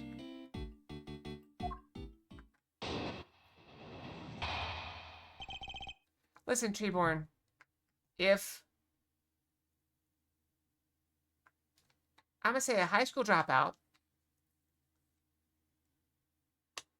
can make it in a trailer, it's not that hard to make. The only thing that makes it hard to make is one of the ingredients is hard to get. And that's hard to get because it's a very easy thing to make. Yeah. Alright, our friend the artist here won the race to find the victim and was first on the scene, correct? The gas victim was poisoned when it's made from ubiquitous, which, as you know, is found in paint. He was carrying paint on his person, and he was one winning stride away from the victim. Sure, that makes him the winner on our list of suspects. A Gavel? Do you think so too, right? It's a possibility that certainly can't be discounted. Well, would the artist like to share his version of the events? Should you leave red paint at the scene of the crime? Or something more sinister? Has for a cloud of toxic gas, perhaps? I might have left my heart there, you know? And you might have picked it up, heh? I'd be careful what you say to me. My guy was already primed to deliver a guilty verdict. Objection! Ignore him, please, Your Honor. It's for the best. Objection! Quit stalling. You can't run away from the fact that my reasoning is flawless. Submit to feet and crawl on out of here with your tails between your legs, because I win. I have better things to do than pick holes in your faulty logic. I don't suppose I have much choice.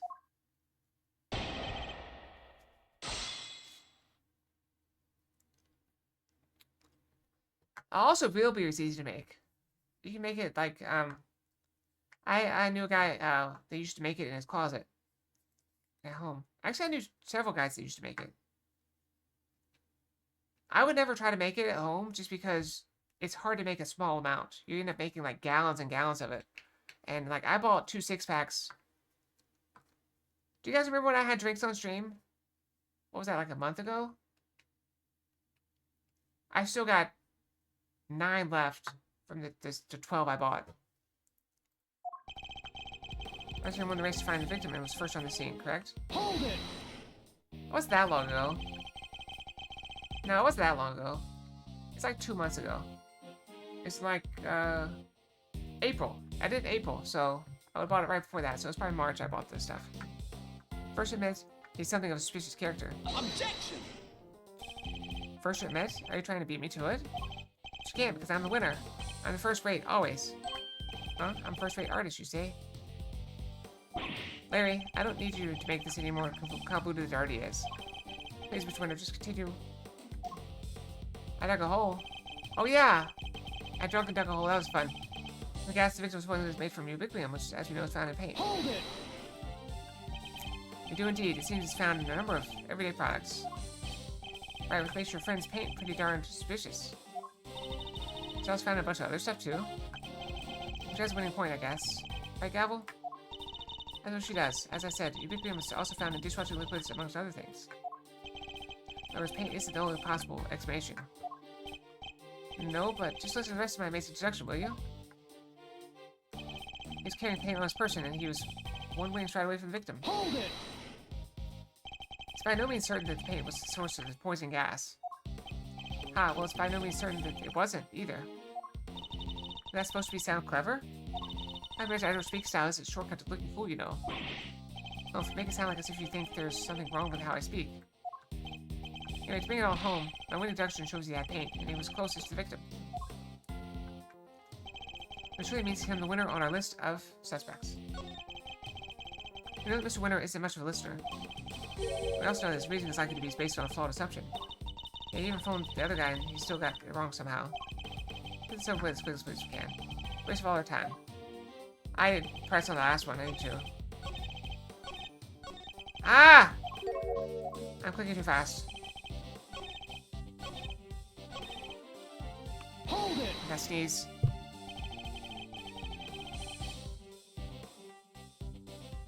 That's really all you're basing your suspicions of Mr. Butts on? What, you have a problem with that? Then show me some proof, loser. Put up or shut up. He's literally asking for it, Mr. Edgeworth. Yeah, so let's find the right piece of evidence and really give it to him. Who knows? Alright, so... what do we have? Yeah. Okay.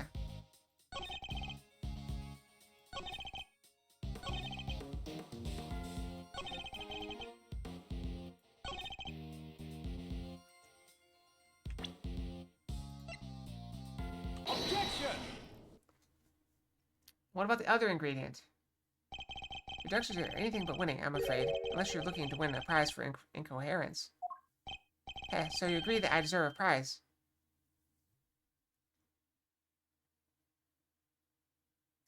Have I mentioned how much I dislike this kid? Like, gross incompetence really bothers me.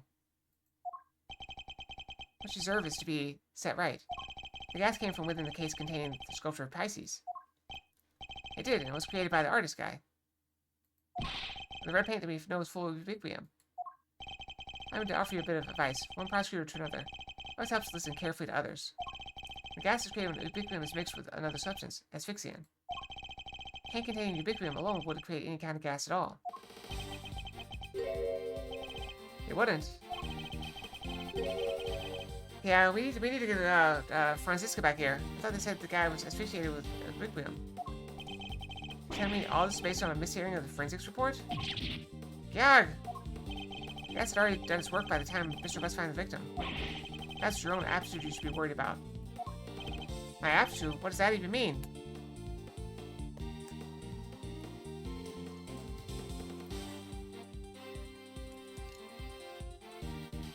No, we don't need to give him a whip. With his luck, he'd probably whip himself with it because he's stupid. He literally used the word 5 minutes ago. No, he didn't. He messed up the word 5 minutes ago.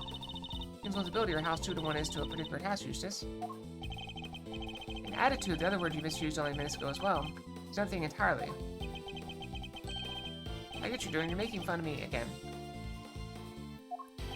What I'm doing is demonstrating that you do not have the aptitude required to head up this investigation. Overruled. Why is she even helping him? By going further, you might wish to consider some of the flaws in your own statements. And what flaws might those be?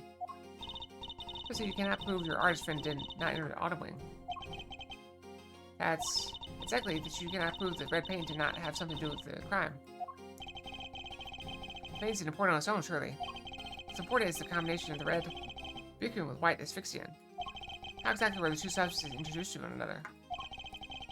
So we need to figure that out before anything else. Indeed we do. That's what Eustace will be investigating next. Or what he would already be investigating had you not been here making needless trouble. We're not here to make trouble. Quite the opposite, in fact. We're here to help. You're saying you know how the gas was made? I don't believe you. I can certainly point you toward a vital clue as to how it was done. He's bluffing, Eustace. Ignore him. It's fine, Gabble. He's clearly lying. Might as well let him talk himself even further into a corner. If you're sure... Come on then, show me what you got. Shows how the gas was created.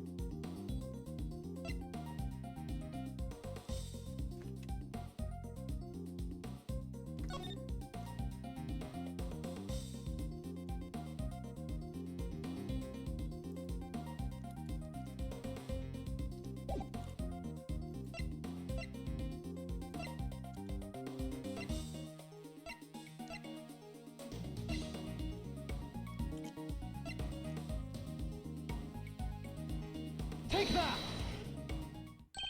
Saying this somehow shows how the chemicals are mixed to make the poison gas?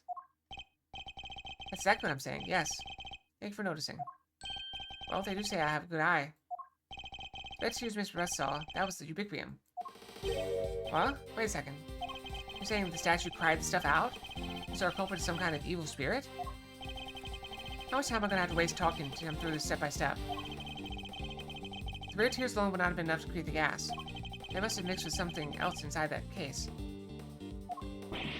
What? And what evidence do you have that that's what happened? It's right there in the sketch I just showed you.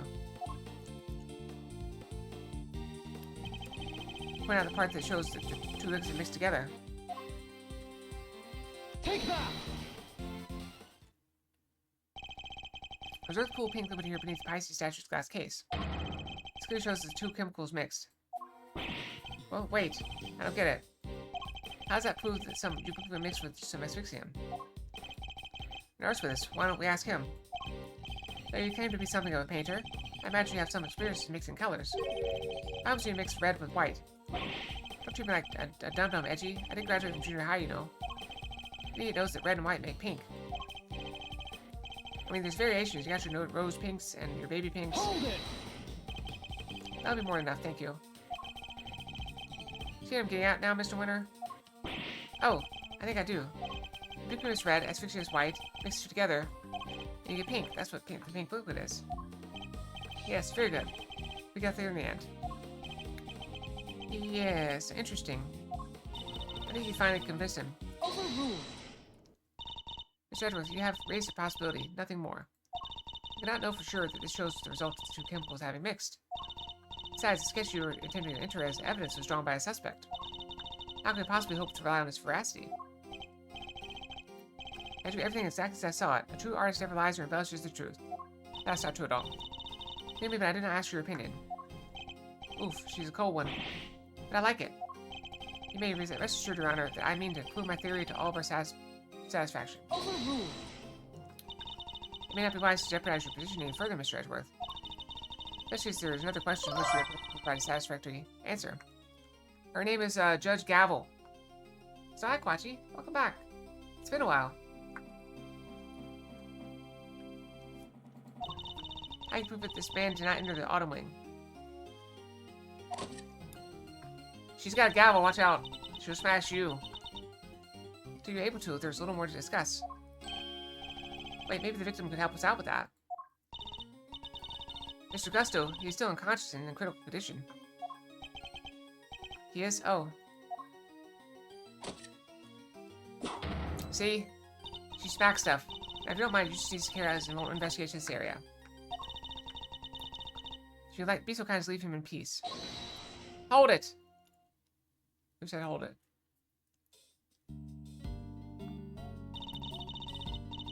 Exactly. It's 12 inches long as a foot. For presiding judge's sake, I pray to goddess that you need not ever be summoned to testify. Now then, is there something you wish to say? Mr. Artist? If you could just hold that pose for a moment there, Miss Ice Queen. She acts like me sometimes. I'm Justice Verity Gavel. I would be grateful if you would dispense with the childish epithets. Oh, fine, she tells me her name. Nice to meet you, Verity. Name's Larice Dunham, but you can call me Larice. If you could stop wasting the court's time, Mr. Dunham. Oh, yeah, sorry, it's just there's something I forgot to mention. The door was locked. I tried to open it, and then the old guy came tumbling out. It does appear the door can be unlocked from the inside. However, that's not necessarily mean that it was locked at the time as you claim. Without proof, your statement carries little weight, I'm afraid. Objection! Well, as it happens, I can back our pal up on that. Well? Yep, we tried to come in here too, but it's just like the guy said. It was locked up tight. Ain't that so, Miles Reno? It is, I just didn't remember how it went.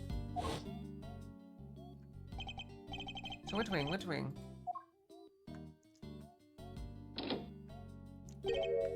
Oh, I don't believe it. It's locked. Guys over biz with Wonderwing's off limits? What gives? Prior to the incident with gas, it was not possible to enter this room from the outside. Overruled. And what is to say that your suspicious friend was not in here with the victim the entire time? Objection! In fact, he didn't suffer the ill effects of the gas. Searching for gas masks if you like. I doubt you'll find one. I see. I suppose we'll have to take you at your collective word. That was a little too easy. Well, just Gavel, do you accept that Mr. Butts is no longer a viable suspect? And once again, Mr. Winter's deductions have fallen short of the mark? Hey, what are you talking about? I just need some more information, that's all. Can't blame a guy for being a little hasty with his deductions. It's not cool for a prosecutor to be saying stuff like that, right? Very well, then perhaps we should call our next suspect. Mr. Dunham, you may step down from the stand. Huh? Go, you mean? But I was enjoying our time together, Verity. Let me stick around, please. Overruled. Oh, she's cold. She's a cold one, alright. Show no mercy. Squish my heart into goopy mush. I love it. What exactly is the next suspect? Pharmacist, Alicia Scone.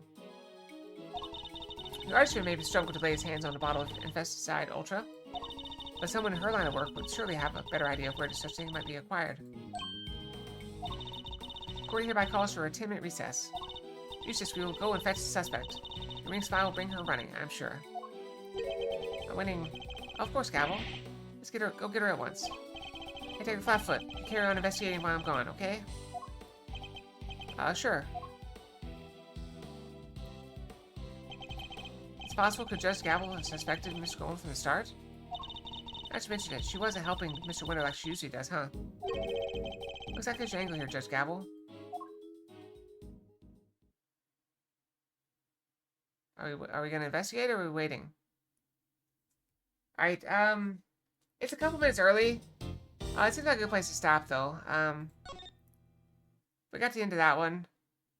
So we'll save here, I guess. It's a few minutes early, but, I mean, it's hard to have a better place to stop. Well, as I fail to stop. Alright, so we're gonna exit game. I already saved it. Alright. So thank you all very much for joining me on this lovely Wednesday. I think Wednesday. We'll be back. I'm glad I'm feeling better. I hope you guys are feeling good too.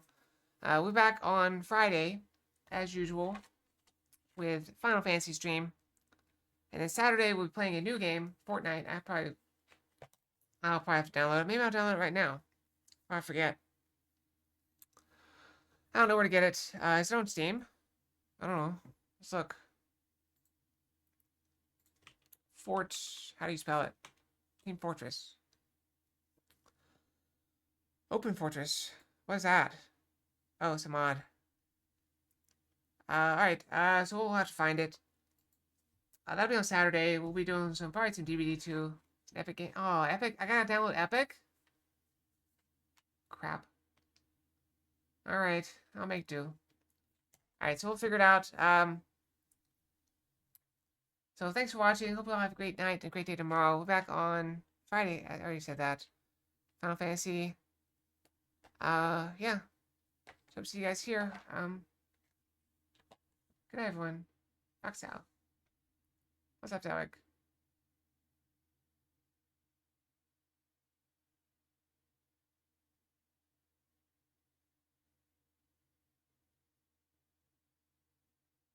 I'm trying to go bed.